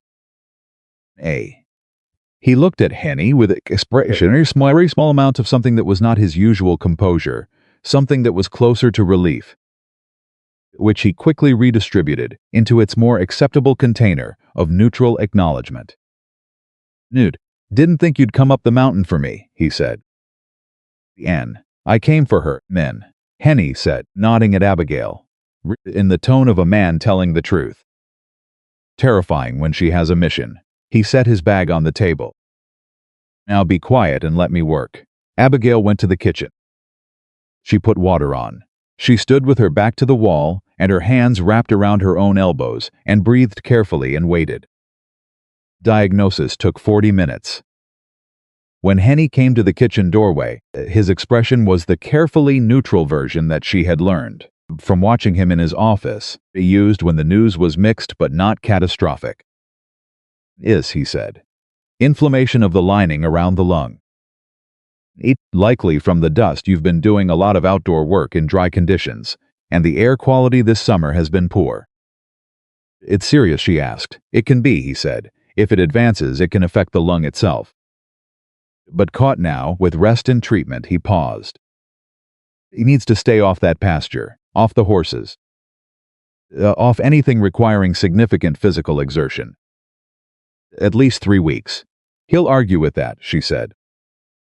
"I know," Henny said. "That's why I'm telling you, and not just him." She looked at him. "He'll listen to me." Henny met her eyes with a steadiness that said he'd already arrived at that conclusion. "Yes," he said. "I believe he will." She went to the main room. Nathan was still at the table, but he had shifted one arm on the surface, his weight to one side, the slight, unconscious lean of a person whose body has decided it does not need to perform absolute uprightness anymore. 3 weeks, she said. "Abigail, 3 weeks," she said. "Fence is done. The water channel is clear. The horses are healthy. There is nothing on this property that cannot wait 3 weeks. The documentation, I'll finish it," she said. "I've been doing it for 5 days. I can do 3 more. He looked at her with that direct, unguarded quality, the one that appeared when he was too tired to maintain his usual careful presentation of himself. "This is my land," he said, "my fight." "I know," she said. "Yeah. And you're going to be well enough to stand up in a courtroom and tell them that. Which means you are going to rest for 3 weeks while I finish what needs to be finished." He held her gaze for a long moment. "You are," he said, a quality she had not heard in his voice before. The most determined person I have ever encountered." "I've been told," she said. "I don't mean it as a complaint." "I know," she said. She helped him to the back room not because he couldn't walk, but because the cab was narrow and the light was poor, and she wanted to be useful in the small physical way that was available to her right now, when the larger useful things were still pending. He was heavier than he looked, which was an accomplishment. He moved with the controlled, careful quality of a man managing significant discomfort without performing it. She settled him in and stood in the doorway. "I'll bring food in an hour," she said. "You don't have a where," she said. He lay back against the pillow and closed his eyes, and the tension that had been in his jaw and his shoulders since the morning released, slowly. Like something that had been wound too tight for too long and had finally been given permission to come down. She stood in the doorway for a moment and looked at him, this enormous, careful, solitary man who had spent 11 years taking care of everything and everyone around him with quiet consistency, who had never had anyone turn around and ask what he needed, who had kept 11 years of records in a wooden box because he was thorough and did not know they were valuable until someone sat down with him, told him so. Went back to the desk. She picked up the pen. Yet the letter from William Dern arrived 9 days before the scheduled hearing. It was 4 pages long, written in the careful, structured language of a man who chose every word for its legal weight. Abigail read it at the kitchen table at 7 in the morning and had to read it twice because the first time her hands were shaking slightly, and she was not entirely absorbing every line. Dern was taking the case. He had reviewed the documentation she had sent. He had also, through channels he did not specify but that Clara Voss had clearly activated, obtained information about the financial relationship between Price and the Glenwood Springs judge. He had filed a motion for change of venue. The motion had been granted. The hearing was being moved to Denver. He was arriving in Silver Creek in 4 days to meet with Nathan and review the original records. She sat for a moment with the letter in her hands. Then she stood up and walked to Nathan's room and knocked once. Come in, he said. He was awake. He was always awake early. Even during the rest period he had been maintaining with more compliance than she'd expected. Though she suspected this had more to do with being genuinely unwell than with any particular concession to her authority. She sat on the edge of the chair by the window and held the letter out. He read it again. She watched his face. There was a moment, brief, private, and not entirely suppressed, where something crossed his features that she thought she had not seen before. Not relief, though that was there. Not triumph, though that was coming. Something more fundamental than either of those. The expression of a man who had stopped, at some point in the past 11 years, believing that anything he had built would hold, and who was now confronted with the possibility that he had been wrong about that. He set the letter down on the quilt. Denver, he said. Denver, she confirmed. He was quiet for a moment. Did you do this? Clara Voss did most of it, she said. And your records. 11 years of your records did the rest. You documented everything, Nathan. Every single maintenance, every delivery date, every measurement. There's no universe in which Price's affidavits survive contact with what's in that wooden box. He looked at her. I didn't keep those records because I thought they'd matter. I know, she said. You kept them because you're careful. Because you're thorough. Because you do things the right way even when no one is watching. She met his eyes. That's what's going to win this. He reached out and picked up the letter again, not to read it but to hold it. The way you hold something you're still deciding is real. Days, he said. The lawyer comes in 4 days. Are you going to be well enough to meet with him? He looked at her. The look contained a very specific quality that she had come to translate accurately, the look of a man who is going to do something, regardless of whether he is technically well enough, but who appreciates being asked. Yes, he said. Good, she said. Because I've been building an argument for 3 weeks, and I need you in the room when I present it. He held her gaze. There was something in his face that the 11 years of living alone had made him unpracticed at, something that lived in the space between gratitude and a thing larger than gratitude. A thing that does not have a clean name, but that a person feels in the chest, when another human being has stood in the gap for them and refused to move. Abigail, he said, yes, I want you to know something. He waited. When I walked into Calloway's that first day, he said I didn't plan it. I didn't think about it. He stopped, turned the edge of the letter in his hands. I just knew it was wrong, what he was doing, and I knew I could stop it. He paused again. I've done things in this town, because they were right, and it cost me nothing. I've helped people and then gone back up the mountain and not thought about it again. She was very still. I've thought about this, he said. About every day since. She looked at him for a long moment. At this man, who had chosen 11 years of solitude because the world had taken from him everything he loved and he had decided it was safer to stop offering. They, who cut flowers for a grave every week because he was not the kind of man who stopped loving someone just because they were gone. Who had walked into a doorway and changed the direction of something without knowing he was doing it. I know, she said quietly. He looked up. I've thought about you too, she said. Every day the room was very quiet. Outside, the mountain was going about its summer business, the horses moving in the corral, the wind off the ridge, the dry creak of timber in the afternoon heat. The world, seating as it always did, indifferent to the small, specific thing that was happening in the corner room of a cabin above the valley. Nathan Cole put the letter down on the quilt. He reached across the space between them and covered her hand with the full weight of his hand, the warmth of it, deliberate and unhurried. She turned her hand over. They stayed that way for a while, not speaking, because there was nothing that needed to be said that the contact wasn't already saying more clearly. Downstairs in Silver Creek, Harlan Price received his own letter that afternoon. It was from a law office in Denver. It informed him that the venue change had been granted, that a motion to compel production of all financial documentation related to his land acquisition activities in the Silver Creek territory had been filed, and that an additional inquiry had been opened by the Office of the Territorial Deputy Marshal regarding the accuracy of sworn affidavits submitted in support of his original claim. He read it 3 times. He called his man, the lean, sharp-featured one, into the office. "Go find out," he said, "everything you can about the woman on Cole's Mountain." The man left. Price sat alone in his office with the letter on his desk and understood for the first time that he had made a significant miscalculation.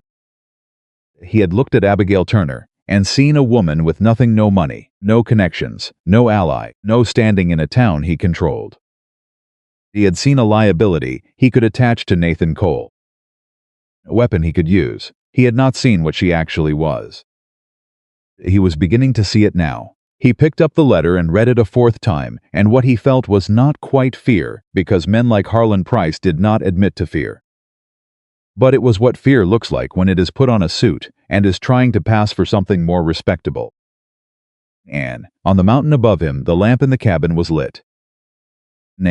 And inside, at the table by the window, Abigail Turner was writing the final section of the documentation package by lamplight, and Nathan Cole was sitting across from her, out of his room for the first time in 3 days. Moving carefully but moving, reading through the pages. She had finished and saying nothing, because there was nothing to improve and he knew it. At one point he set a page down and looked at her, and she looked up, and neither of them said anything for a moment. Then he picked up the next page, and she went back to writing. Outside, the mountain held them both, patient and enormous, and the stars came out one by one over the ridge. And Silver Creek glittered small and bright in the dark below, like something that had once seemed large and had slowly revealed its actual size. William Dern arrived on the Tuesday stage, 4 days after his letter, and he was not what Silver Creek expected. The town had formed an opinion in advance, the small towns always do, constructing a person from the ship of their reputation, before the actual human being has a chance to complicate the picture. They expected a lawyer from Denver to arrive with a certain amount of performance. Polished boots, a commanding entrance, the theatrical confidence of a man who has won enough cases to have started believing the stories told about him. What stepped off the stage was a man of 53 with a worn leather satchel over one shoulder, and reading spectacles pushed up on his forehead, and the unhurried quality of someone who had stopped, needing to prove anything to rooms he hadn't entered yet. He was not tall. He was not particularly imposing. He had a face that had been weathered by decades of listening to people in difficult circumstances. And what that weathering produced was not hardness, but a kind of attentive patience, the expression of a man who had learned that the truth was always in the details, and that the details required time. He asked the stage driver where to find Jim Dunmore's establishment, and walked there directly.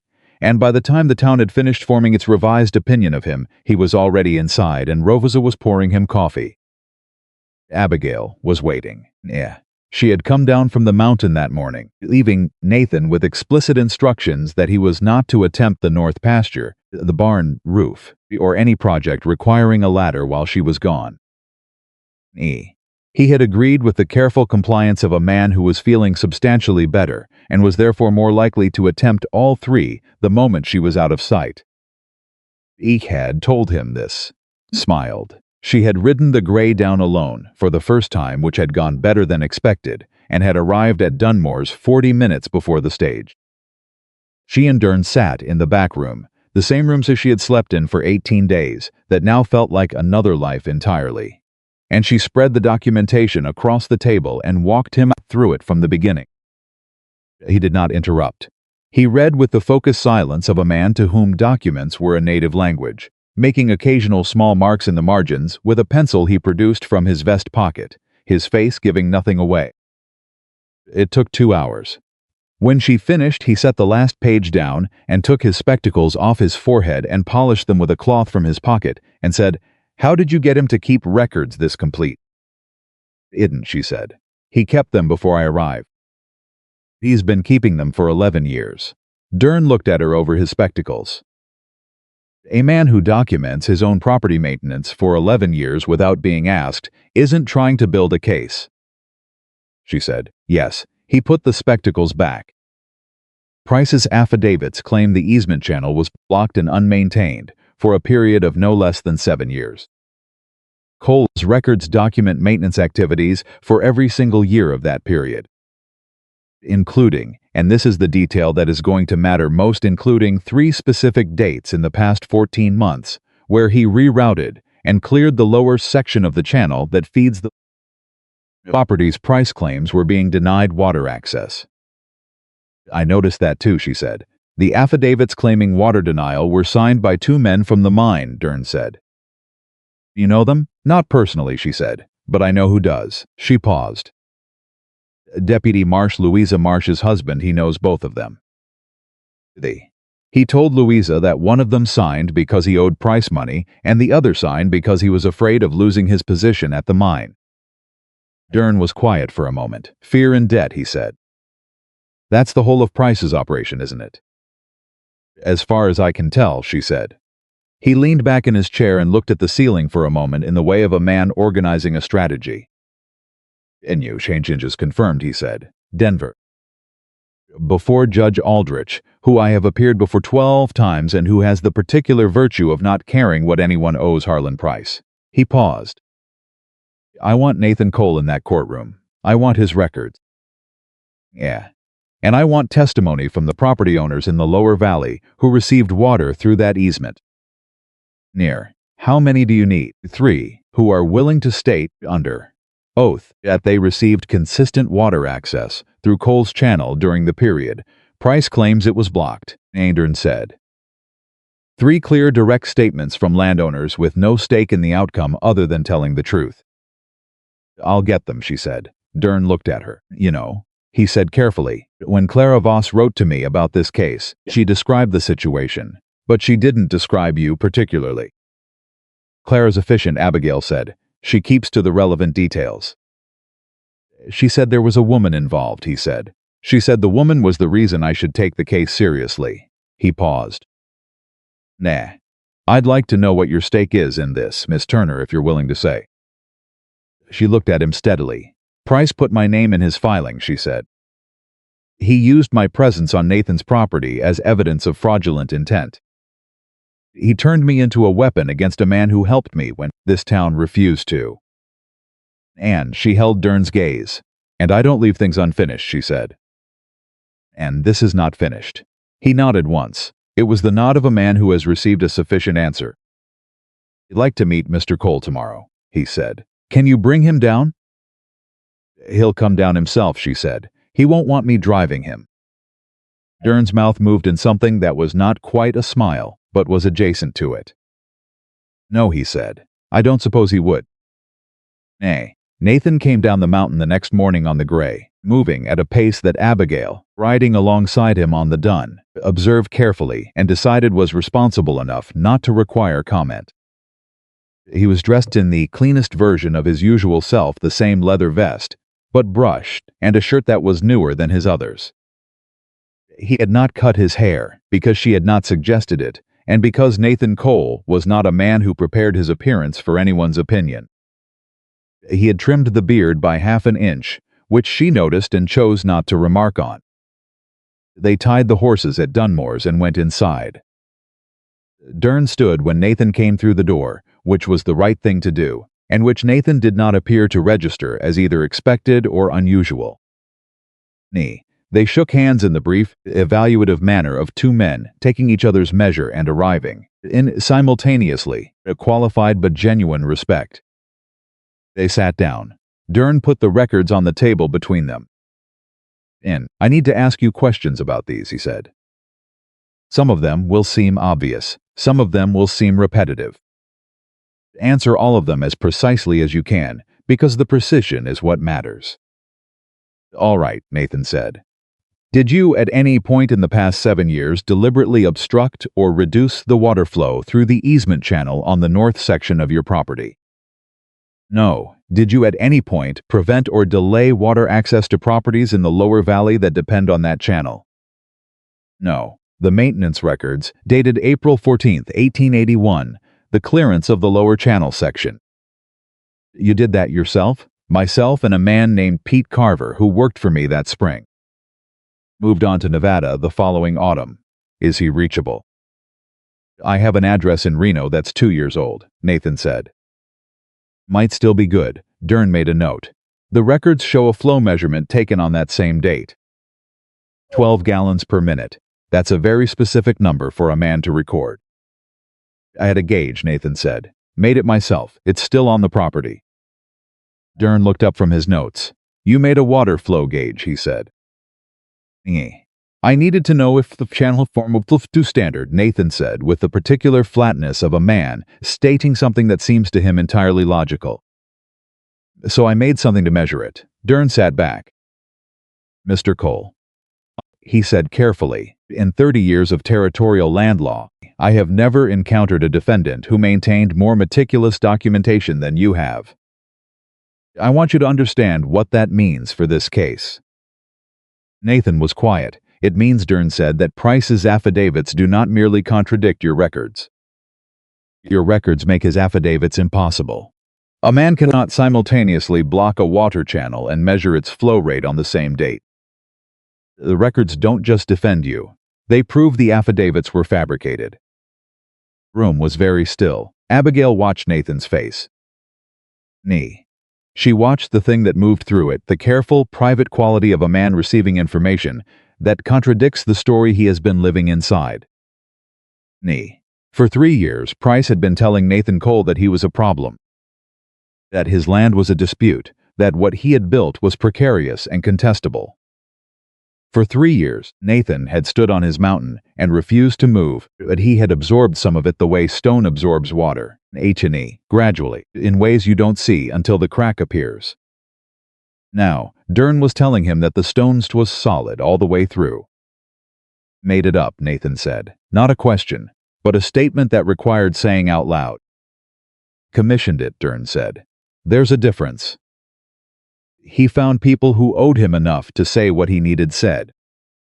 Yes, the factual basis of his filing does not exist. Nathan set his hands flat on the table. What happens to the people who signed those affidavits? He said. If we can demonstrate they contained false statements made under oath, Dern said that becomes a matter for the territorial marshal. Nathan absorbed that. The men from the mine, he said. One of them has a family. Abigail looked at him. Dern said. That'll be for the marshal to weigh. What I can tell you is that's not your responsibility to manage. I know whose responsibility it is, Nathan said. I'm just saying I know about the family. Dern looked at him for a moment. Then he looked at Abigail. Then he looked back at Nathan. I'll note it, he said quietly. In the appropriate place. The 3 landowners took 2 days to secure. Abigail did it herself on horseback, covering the lower valley properties in a systematic pattern that Louisa had helped her map. She had expected resistance. These were people who lived and worked in Price's economic shadow, who had mortgages with his bank and supply accounts at establishments he influenced. Asking them to testify against him was asking them to stand in a courtroom and make an enemy of the man who could call their notes.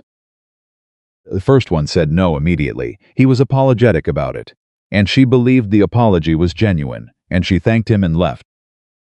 The second one, a woman named Iris Callum, who ran a small sheep operation on the south end of the valley and who had the particular fortified quality of someone who had been surviving on her own for long enough to have stopped being afraid of most.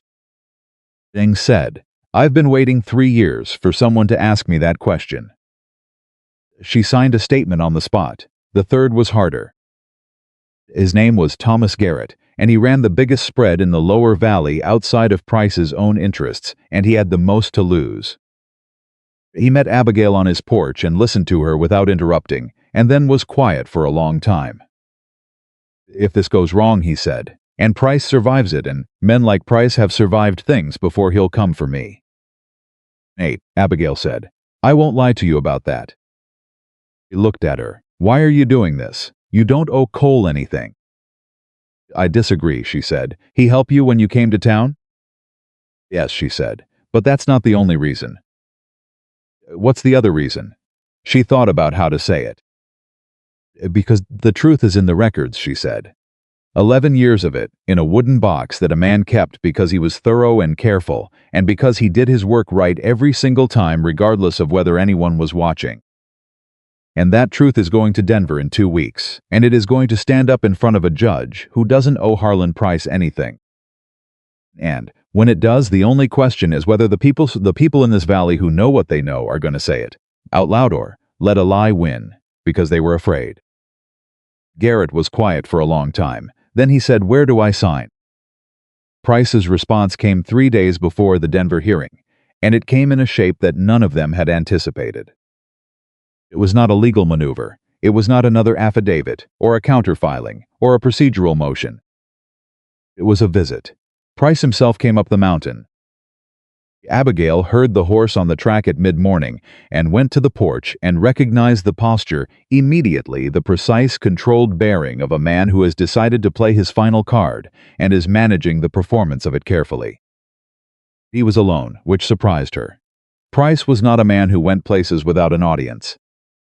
Nathan was at the barn. She did not call him. Price came to the bottom of the porch steps and looked up at her. "Miss Turner," he said. "Mr. Price," she said. "I'd like to speak with Cole," he said. "He's working," she said. "I'll wait." "I don't think that's a good idea," she said. His jaw tightened slightly. He recalibrated. "Then perhaps you'll relay something." "Perhaps," she said. He was quiet for a moment. The performance quality of him, the careful management of his presentation, slipped by a fraction of a degree, and what came through was something she had not expected to see on Harlan Price's face. It was not guilt. It was something colder and more specific. It was the expression of a man who has run every calculation and has arrived at a number he doesn't like. "I'd like to discuss a settlement," he said, "before Denver." "What kind of settlement?" "I'll withdraw the filing," he said. "Entirely. In exchange for a recorded easement agreement, formal, legal, documented that guarantees Cole's water access for a period of 20 years. Beyond that, no further claims from either party." "Ned, nothing." She watched his face. "In addition," he said, and this next part cost him something she could see it costing him, could see the specific quality of a proud man doing arithmetic that ends in a concession. "I'll make a payment to Cole for legal costs incurred." Mountain was very quiet. "Why?" she said. He looked at her. "I beg your pardon. Why are you offering this now?" she said. 3 days before the hearing. Not 3 months ago when you filed.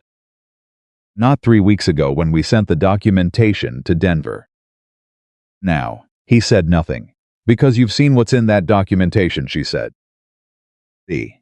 Because Dern filed a disclosure motion, and your people looked at what we submitted, and you know what's coming. And you've decided that losing in Denver in front of Judge Aldrich with fabricated affidavits and a bribed judge's name in the record is worse for you than settling quietly. His face was very controlled. "I'm offering Cole something he wants," he said. 20 years of protected access. That's worth more than a court victory that still has to be enforced. "He already has the access," she said. "He's had it for 11 years. "He didn't have it in writing." "No," she said. "He didn't need it in writing because the law was already on his side. You just made him prove it." Price looked at her for a long moment. "Yeah." And she saw clearly, without ambiguity, the moment when he understood that this was not going to go the way he had calculated when he first saw her step off the stage with a battered suitcase and a coin that wasn't enough for crackers. "Want to talk to Cole," he said. "Mr. Price," "I will tell Nathan about your offer. He does with it is his decision, not mine." She paused. "Yeah, but I'll tell you what I think, for what it's worth." "Nay." He waited. "I think you should have that offer in writing, Aiden," she said, "prepared by your own lawyer. On my desk by tomorrow morning. Because Nathan Cole is going to Denver either way. And if you want to settle this before he gets there, the offer needs to be something he can hold in his hands. And Price looked at her for one more moment. Then he turned his horse around without another word and rode back down the mountain. She stood on the porch until he was out of sight. Then she sat down on the top step, and her hands, which had been completely steady for the entire conversation, shook for approximately 30 seconds, and then she made them stop. Nathan came around the corner from the barn. He had seen the horse. "Of Price," she said. "I know," he said. "I was watching from the east side of the barn." She looked at him. "Let me handle it." "Yes," he said. "Why?" He came up to the porch and sat on the step beside her. Not close enough to crowd, but close enough that she was aware of the warmth of him, the specific solidity of a man who has made his body useful for decades and carries it accordingly. "Because you're better at it than I am," he said simply. "Because if I'd come out of that barn, I'd have said 3 words, and none of them would have been strategic." She almost laughed. "What would the 3 words have been?" "Get off my land." She did laugh then. Quietly, but genuinely, and it surprised her the way real laughter always surprises a person who has been managing something difficult for a long time. Nathan was watching her, with an expression she had no name for yet, but that she was beginning to catalog the specific way he looked at her, when he thought she wasn't looking. When his careful composure relaxed into something that had not been permitted out in 11 years, and was finding cautiously that the air was safe. He's going to put a settlement offer in writing," she said. "By tomorrow morning. And I think you should take it," she said. He looked at her. "You said Denver was the right move." "Denver is still the right move if the settlement isn't right," she said. "But if he's offering 20 years of protected access in a legal document plus cost, Nathan, that's the mountain secured." "That's what you were fighting for." "He humiliated you," Nathan said. "Day you came to town. He's the one who organized it. The rooms, the jobs, Callaway doesn't move without Price behind him." "I know," she said. "You'd settle for paper. I'd settle for the mountain being yours for the next 20 years, she said.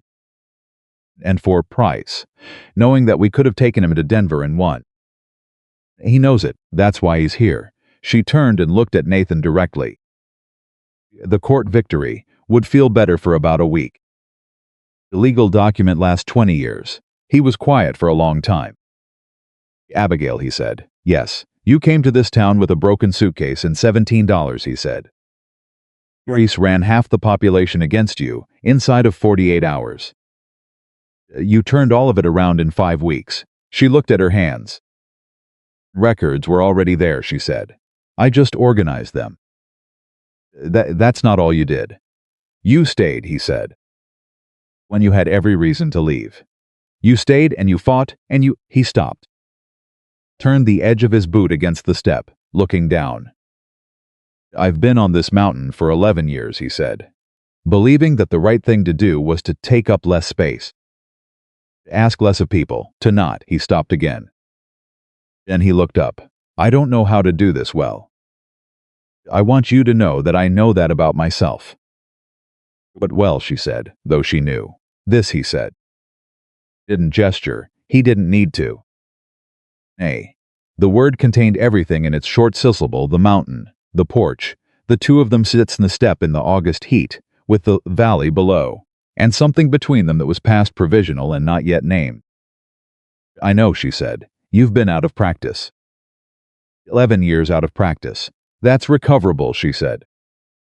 He looked at her. Something in his face moved slowly, like the mountain shifting, like something that has been fixed for a long time beginning to understand that it doesn't have to be. "Is it?" "Yes," she said. "I'm fairly certain." He reached over and took her hand. Not the careful 2-finger grip he'd used when she cut herself on the fence wire. His whole hand, her whole hand inside at it, the warmth of his palm against her knuckles, the steadiness of it, a man who had spent 11 years being steady for no one in particular, offering it now to a specific person for a specific reason. She held on. The settlement offer arrived the next morning, delivered by Price's lawyer, a different man than the lean vest-wearing one who had walked beside her on the street. This was an older man, with a look of professional embarrassment that told Abigail he knew exactly what he was delivering and what it meant for his client's position. Nathan read it at the kitchen table. Then he passed it to Abigail. And he passed it to Dern, who had come up the mountain specifically for this, and who read it with the focused efficiency of a man cataloging every word for its legal content. Dern set it down. 22 years, he said. He went up from 20. He's negotiating, Abigail said. He doesn't have a position to negotiate from, Dern said. He knows that. This is face-saving. He looked at Nathan. It's your decision. The Denver case is solid. We can win it. If we go to Denver, Nathan said, what happens to the affidavit signers? Dern was quiet for a moment. The marshal will pursue it, he said. The outcome depends on what each man can demonstrate about the circumstances of the signing. The one with the family, he paused. It's possible a compelling case for duress could be made. It's not certain. Nathan looked at the settlement document. Mine man with the family, he said. His name is Elroy Marsh. Abigail looked at him sharply. Marsh. Is he Deputy Marsh's brother? Nathan said. Hitchin was very quiet. You knew, she said. I found out last week, he said, when Louisa told me about the deputy helping with the Lower Valley properties. I did the math. He paused. I didn't say anything because it wasn't my place to make your decisions for you. Abigail sat with that for a moment. She thought about Louisa Marsh, who had sat on the schoolhouse step eating a biscuit and told her in plain terms that Nathan Cole was the only person in Silver Creek that Price was genuinely afraid of. Who had helped her map the Lower Valley properties without asking why. Whose husband had quietly provided information about the affidavit signers without making it a formal act. Who had a brother-in-law whose signature was on a document that could send him to a territorial prison. She knows, Abigail said. It was not a question, so Nathan said. She looked at the settlement document. She looked at Dern. Nathan signs this. Price withdraws the filing. The affidavits become moot. The marshal's inquiry loses its basis. Effectively, yes, Dern said. She looked at Nathan. Nang. He was watching her, and his face had the open, unguarded quality it had now in private, the face underneath the mountain stillness. The one that was learning, slowly and with considerable effort, to be visible. It's your land, she said. Your decision. You helped build the case, he said. I want your voice in it. She looked at the document for a long time. Then she looked at Louisa Marsh's face in her mind, the biscuit, the blunt practical assessment, the quiet help offered without conditions. Sign it, she said. Nathan picked up the pen. He signed his name in the careful, precise hand of a man who had been writing in ledgers for 11 years, clean and deliberate and final. He set the pen down. It's done, Dern said. Nathan looked at the document for a moment. He looked at Abigail. Not quite, he said. She raised an eyebrow. Price's men told you on the street, he said, that your work in this town depended on his goodwill. That he set the current. He leaned back. A man who's just settled a case he built on fabricated affidavits and whose financial relationship with a territorial judge is now in a lawyer's files in Denver does not set the current anymore. Looked at him. I want to go into town, he said. Today, both of us. Why? Because the settlement gets recorded at the land office, he said. And I want to walk into that office with you beside me, and I want the town to see it. She was quiet for a moment. You've spent 11 years going into town alone, she said. Yes, he said, I have. He stood up from the table. He reached for his hat, and Abigail Turner, who had arrived in Silver Creek, Colorado with a battered suitcase and $17.40 and a name nobody respected, stood up and went to get her gloves. They rode into Silver Creek at midday. Not dramatically, not with announcement. Just the two of them on the gray and the dun, it side by side, coming down the main street at a pace that was neither hurried nor performing itself, in the way that things which are simply true do not need to perform anything. The town noticed. Calloway stepped out of his mercantile and looked. Mrs. Hatch, coming out of the post office with a bundle of mail, stopped and looked. The two men from the mine were at the far end of the street, and they looked. And Harlan Price, who happened to be crossing from his bank to the dry goods building when the two horses came down the main street, stopped in the middle of the road and looked. Nathan did not look at any of them. He looked at the land office. He rode to it, hung down. But Net wrapped the reins and held out a hand to Abigail, who took it and stepped down from the dun in a single clean motion. They walked into the land office together, and Silver Creek, watching from its doorways and its windows and the middle of its dusty main street, understood something that it would take some of them a long time to say out loud, but that all of them understood in that moment with complete clarity. The man everyone had feared had made his decision, and the woman they had laughed at had made hers. And Harlan Price, standing in the middle of the road with his hands at his sides and his plans in pieces around him, was looking at the closed door of the land office and understanding, for the first time in 15 years, what it felt like to have run out of current. The land office clerk was a thin, careful man named Gerald Pitt, who had worked in that office for 9 years, and who had been in 9 years and processed a great many documents without allowing himself to have opinions about them. He had opinions. He simply kept them in a private drawer that he did not open during business hours. He opened it a little when Nathan Cole and Abigail Turner walked through his door. He had been at his window when they came down the main street. He had watched Price stop in the road. He had watched the town stop around him. He had been recording documents for 9 years in Silver Creek, and he understood, with the particular clarity of a man whose entire professional life consists of watching what gets made permanent and what gets erased, that something was being made permanent right now. He processed the settlement recording with complete professional efficiency. He did not allow himself to smile until they were back out the door. Then he allowed himself a small one, directed at his desk, which was not watching and did not require him to explain it. Outside, Nathan untied the horses. Abigail stood on the boardwalk for a moment and looked at the main street of Silver Creek, the same street she had walked on 61 days ago, with a battered suitcase and a coin that wasn't enough for crackers. The same dust, the same false fronts, the same flag over the assay office, though today there was a small wind and it was moving. Calloway was still in his doorway. She looked at him directly. He looked back. Then he looked at the ground. She looked at Mrs., who was still holding her bundle of mail. Mrs. Hatch held her gaze for exactly 2 seconds and then turned and walked quickly back inside the post office, which was, Abigail thought, a form of honesty she could respect. Harlan Price was gone from the middle of the road. She did not look for him. Nathan came to stand beside her. He held the gray's reins loosely and looked at the street beside her, not at her, in the particular way he had of being beside her that was its own kind of language by now present, deliberate, unhurried. "Want to go to Dunmore's," he said. "Rose'll want to hear it directly." "Yes," she said, "and I want coffee that someone else made." "You make good coffee," he said. "You make adequate coffee," she said. "Rosa makes good coffee." He looked at her with the expression that she had catalogued 3 weeks ago as his version of amusement. "I'll work on it," he said. "See that you do," she said. They walked the horses to Dunmore's hitching post and went inside.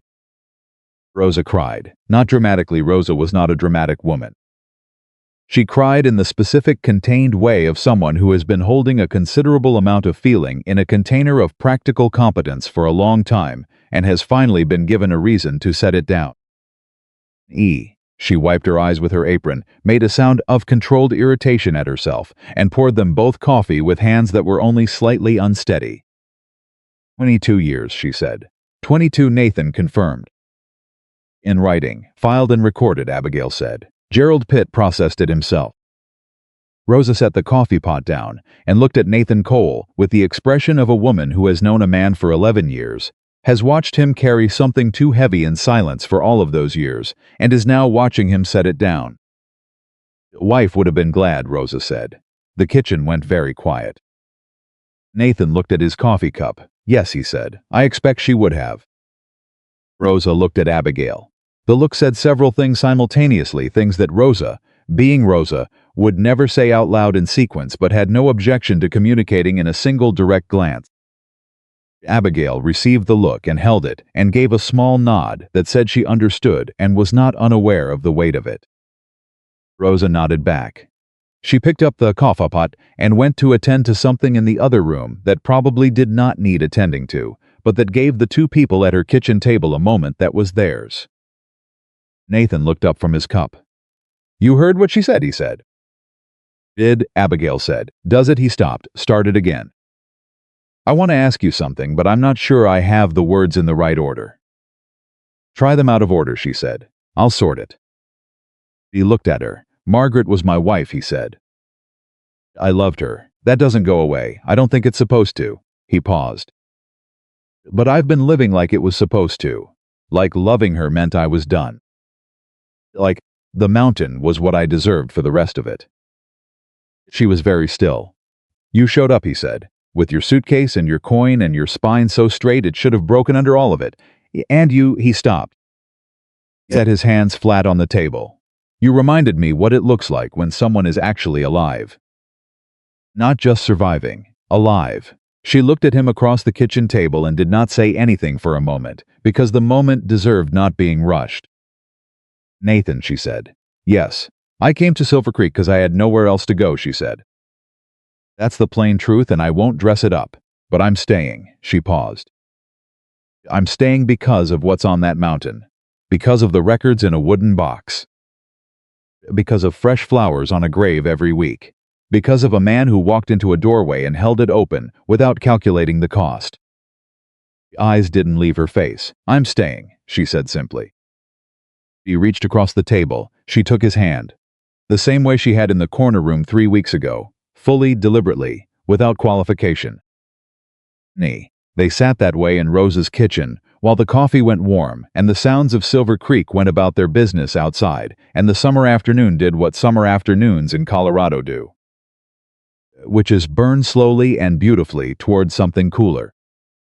Rosa came back after a suitable interval, looked at their joined hands on the table, and went directly to the stove without comment, which was her highest form of approval. The changes in Silver Creek came the way real changes always come, not in a single dramatic reversal, but in accumulation. Small shifts that compounded until the landscape looked different without anyone being able to identify the precise moment it had changed. The first change was Eldon Calloway. He came to Dunmore's on the 4th day after the settlement recording, and he came alone, and he asked to speak with Abigail. Dunmore looked at her. She nodded. They sat at the corner table in the empty mid-morning saloon, and Calloway did not look comfortable, which was appropriate, because he wasn't. "I want to apologize," he said. He said it the way a man says something he has rehearsed and is saying before he loses his nerve. "For what I did the day you came in, the prices, the laughing." "All right," she said. He blinked. He had expected more resistance. "That's it? What else would you like me to say?" she said. "I thought you might. I expected anger." "I have anger," she said. "I've simply decided what to do with it, and it isn't this." She looked at him steadily. "What you did was wrong, Mr. Calloway. You know that. I suspect you knew it while you were doing it. An apology doesn't undo it, but it's something, and I'll take it for what it is." Nodded. He was quiet for a moment. "I need a seamstress," he said. "My wife has alterations that have been sitting for 4 months. She's been going without," because he paused, "because I made the situation in this town what it is for you, and she wasn't willing to benefit from that." Abigail looked at him. "She sounds like a woman worth knowing," she said.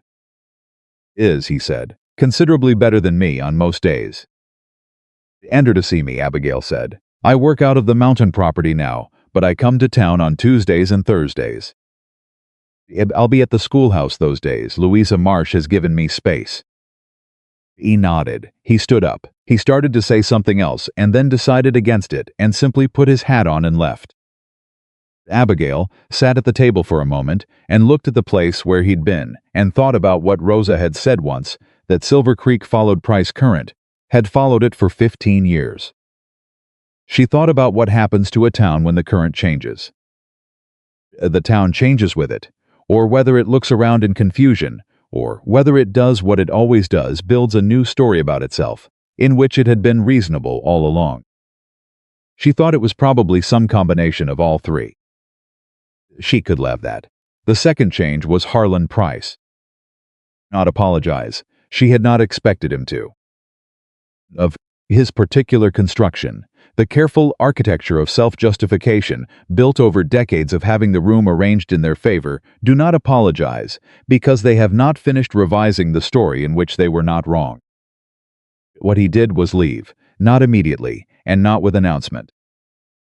Over the following 6 weeks, quietly and without drama, he began the process of disentangling himself from Silver Creek. He sold 2 of his commercial properties. He called in 2 loans at terms that were for him unusually fair. He reduced his presence at the town council. By the end of September, the lean, sharp-featured man had gone. A broader, quieter one followed 2 weeks later. Rosa reported it to Abigail with the satisfaction of someone watching a weather system move out. "He's going to Leadville," she said. "Bigger operations. More money. He'll start over with more room, and fewer people who know what happened." "Will he?" Abigail said. "Probably," Rosa said. "Men like that don't stop. They just relocate." She paused. "But he's not here anymore. And his name on a letter doesn't mean what it used to mean in this valley. And the judge in Glenwood Springs has been very quiet recently, which I understand has something to do with a certain letter in a lawyer's files in Denver." "I wouldn't know anything about that," Abigail said. Rosa looked at her. She said, "Of course not." The third change was the one Abigail had not anticipated, and it was the one that mattered most. It was a Tuesday morning, her regular day in town, 6 weeks after the settlement. She was at the schoolhouse with 3 women who had come for alterations, Mrs. A. Calloway, whose husband had been right about her being worth knowing, a miner's wife named Dora Fitch, who had a coat that needed complete remaking, and Iris Callum, the sheep farmer from the South Valley, who had signed her statement without hesitation and who had turned out to have a very specific and demanding set of opinions about the quality of stitching she expected. Abigail was in the middle of fitting a seam on Dora Fitch's coat when the door opened, and Mrs. Hatch came in. The room went quiet in the specific way that rooms go quiet when someone enters who is understood to require a response. Mrs. Hatch was holding a folded piece of paper. She stood in the doorway and looked at Abigail with the expression of a woman who has made a decision and intends to see it through before her nerve fails. "I'd like to speak with you," she said. "If you have a moment." Abigail looked at Dora Fitch. "Hold still," she said. Then to Mrs. Hatch, "I'll be 2 minutes. Wait there." Mrs. Hatch waited there. Abigail finished the seam, gently, pinned it, helped Dora out of the coat, and crossed the room to the door. She and Mrs. Hatch stepped outside. "I have a boarding house, Mrs. Hatch said, without preamble, 6 rooms. Nah, I've been running it for 12 years. She was looking at a point slightly past Abigail's left shoulder, which was how she managed to say what she was saying. "When you came to town, I turned you away. I told you I had no rooms. I had 3 empty rooms, and I turned you away because Price had put the word out and I was..." She stopped. "I was afraid of what it would cost me." Abigail said nothing. "I want to offer you a room," Mrs. Hatch said. "A proper one. Not the back of a saloon." She held out the folded paper. "I've written the terms. They're fair. You can have someone read them and check. A room with a proper window and a wardrobe. I'd want to have a seamstress in the house, because my boarders ask me regularly, and I have to send them elsewhere. And if you're in town Tuesdays and Thursdays..." "Mrs. Hatch," Abigail said. The woman stopped. "I appreciate this," Abigail said. "I mean that genuinely.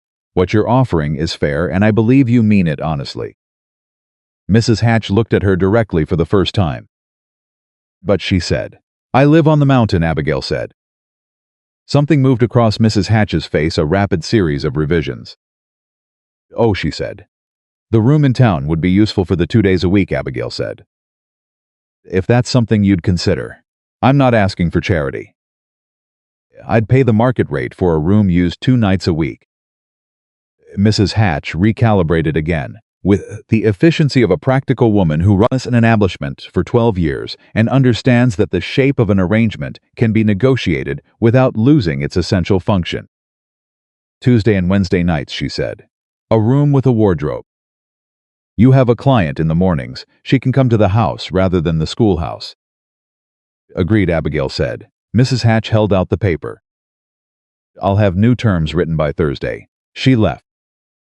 Abigail stood outside the schoolhouse for a moment, with the afternoon sun on her face, and thought about what had just happened, and what it meant, and what it said about the nature of places, how they absorb a person slowly.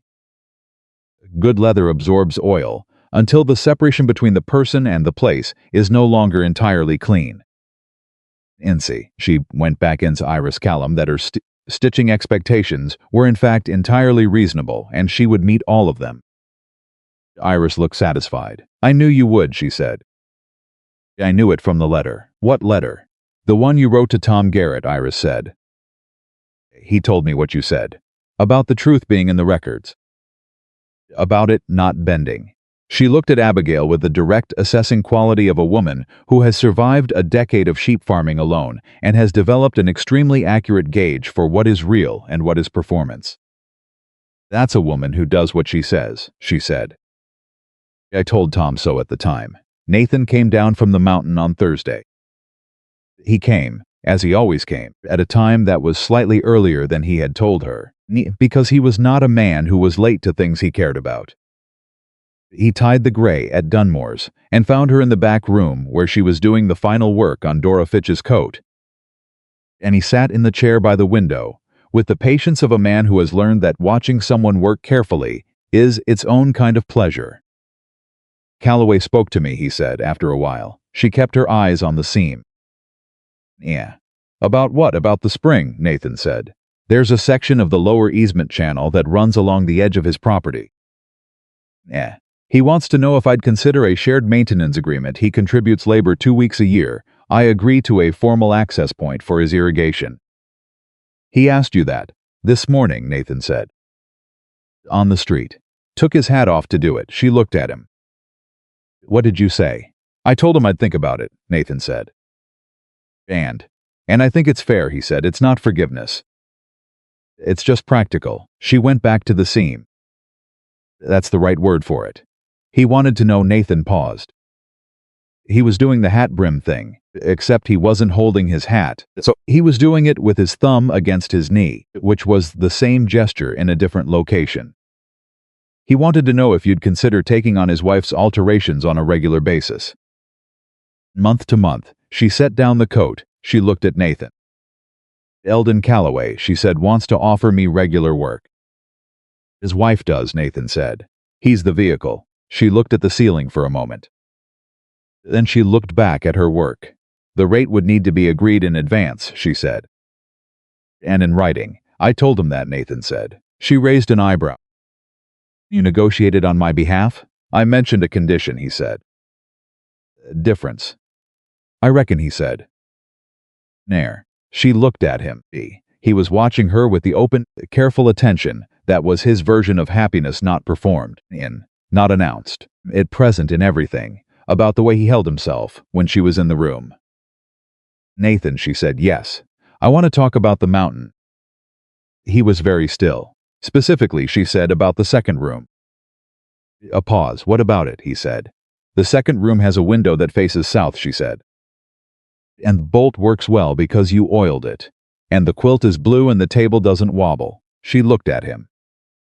But it's 30 feet from the main room, and I've been thinking that 30 feet is a considerable distance. The room was very quiet. Nathan looked at her for a long moment. He said carefully, a considerable distance. I'm not a woman who moves quickly on important things, she said. I want that understood. I know, he said. I'm also not a woman who mistakes practicality for indifference, she said. Or caution for disinterest. I know that too. What I'm saying, she said, is that I'd like the arrangement to change. In time, at a pace that's right, she held his gaze. I'd like to stop sleeping feet away from the person I think about most. Nathan Cole set his hands on his knees and looked at the woman across the room. From him, this woman who had arrived at his door with her spine straight and her coin picked back up, and her refusal to be made small by anyone's opinion of her, and something in his face that had been carefully maintained for 11 years came fully and finally down. "All right," he said. 2 words. He meant all of them. Then she picked up the coat and went back to the seam, and he sat in the chair by the window, and the afternoon went on around them in the particular way it does when something has been decided that will not be undecided. The winter came early that year to the Colorado Territory. The first snow hit the mountain in mid-October, earlier than Nathan had seen it in several years. It came fast and hard, and blanketed the upper pasture overnight, so that when Abigail looked out the south window in the early morning, it was a world that had been entirely rearranged while she slept. She stood at the window with her coffee and looked at it. Nathan came up behind her. He had been awake before her, as he always was. He handed her a second cup better than adequate. She had been working on it with him, and the results were improving, and stood beside her at the window. "Early," he said. "Yes," she said. "The north pasture fence held," he said. "I checked at first light." "Of course it did," she said. "We built it right." He looked at her sideways. She looked at the snow. Somewhere in the pine line below, the mountain was making its winter sound, settling, tightening, adjusting to the weight and cold, and above them the sky was the particular flat white of a day that intends to keep snowing. "I want to ask you something," he said. She turned. He was facing her now, not the window, and he had the expression he had when he was organizing words that mattered and wanted to get the order right. "I asked you last summer to come to this mountain," he said. "I asked you for a practical reason, in practical terms, because that was the only language I had for it at the time." Waited. "I have better language now," he said. "I've been working on it. I noticed," she said. "I want to ask you to stay," he said. "Not because it's practical. Not because you're useful, though you are. Not because Price's men won't bother you up here." He paused. "Because this is where I want you to be. Because you made this place something it hasn't been in 11 years. "What did I make it?" she said. "A home," he said, "instead of just a place I live." She was quiet for a moment. Outside, the snow came down steadily and covered the valley below until Silver Creek was small and white and barely visible, and the mountain held them both in its winter silence as if it had been built precisely for this purpose. "Nathan," she said. "Yes, I came to this territory with $17 and a name nobody respected," she said. "They had nowhere to go and no one waiting, and I was so tired of starting over that I could barely carry the suitcase." She held his gaze. "And then a man I didn't know held a door open, and then the same man drove a wagon up a mountain track at exactly 7 o'clock because that's the kind of man he is." She paused. "And then I found a wooden box full of 11 years of careful, honest work, and I thought, this is a man who does things right even when no one is watching. This is a man worth staying for." He looked at her with the open, unguarded face that was his most honest self. "Then stay," he said. "I already am," she said. He reached out and took her hand the way he had taken it at Rose's kitchen table, fully, deliberate, warmth of his palm against her knuckles, and she held on the way she always held on, without qualification. Outside, the snow kept falling. The fence held. The water ran clean through the channel to the valley below, the same way it had run for 11 years, steady and faithful and utterly indifferent to everything anyone had tried to do to stop it. They married in the spring. Not in a church, because Nathan was not a church man, and not with half of Silver Creek watching, because neither of them needed an audience for the things that mattered most. They married with a circuit judge named Aldous Webb, who came through the territory every 6 weeks, and who performed the ceremony on the front porch of the cabin, on a morning in April when the mountain was coming back to life around them. Rosa was there. Louisa Marsh was there, with Deputy Marsh beside her, who had turned out to be a quiet, decent man who looked at his wife the way a person looks at someone they understand they do not deserve and are grateful for anyway. Iris Callum came on horseback, and brought 2 bottles of something she'd been saving since the previous Christmas. Dr. Henny came, and Gerald Pitt from the land office, and a few of the lower valley landowners whose water ran clean because a man on a mountain had maintained a channel for 11 years. William Dern sent a letter from Denver. Clara Voss sent a gift, a sewing scissors, Sheffield steel, the finest Abigail had ever held. Eldon Calloway did not come. He had not been invited, and he understood why. And he sent a note with his wife that said only, "Yeah, I reckon that's fair," which was the most honest thing Abigail had ever seen him write. Nathan stood on the front porch of his cabin in his cleanest shirt. She had made him a new one, deep blue.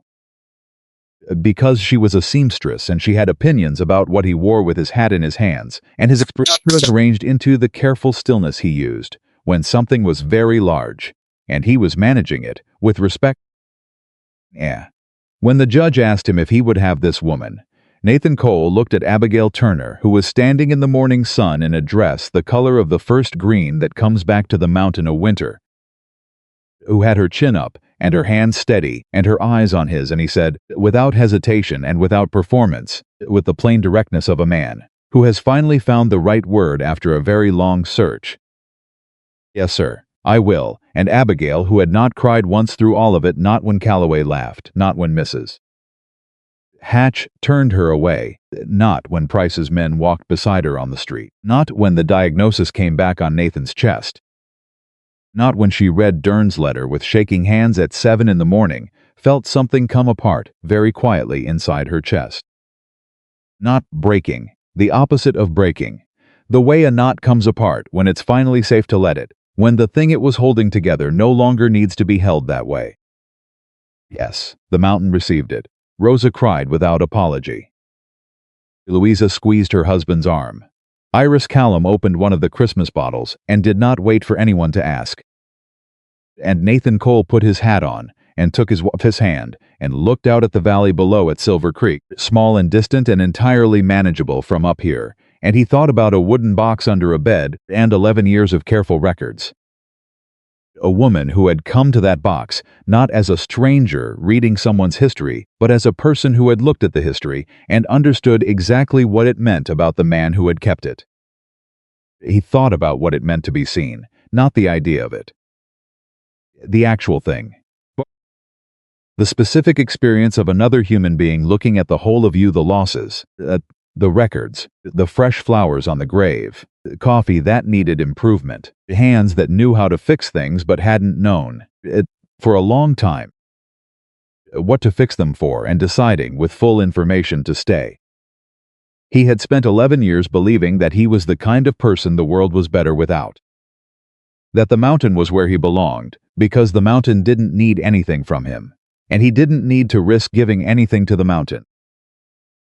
He had been wrong about that. He had been wrong about it from the moment a woman set a coin on a counter with steady hands and picked it back up without flinching. And a door had been standing in the way of her leaving, and his body had moved through it before his mind had a chance to ask whether it was wise. The best things he had ever done had happened that way.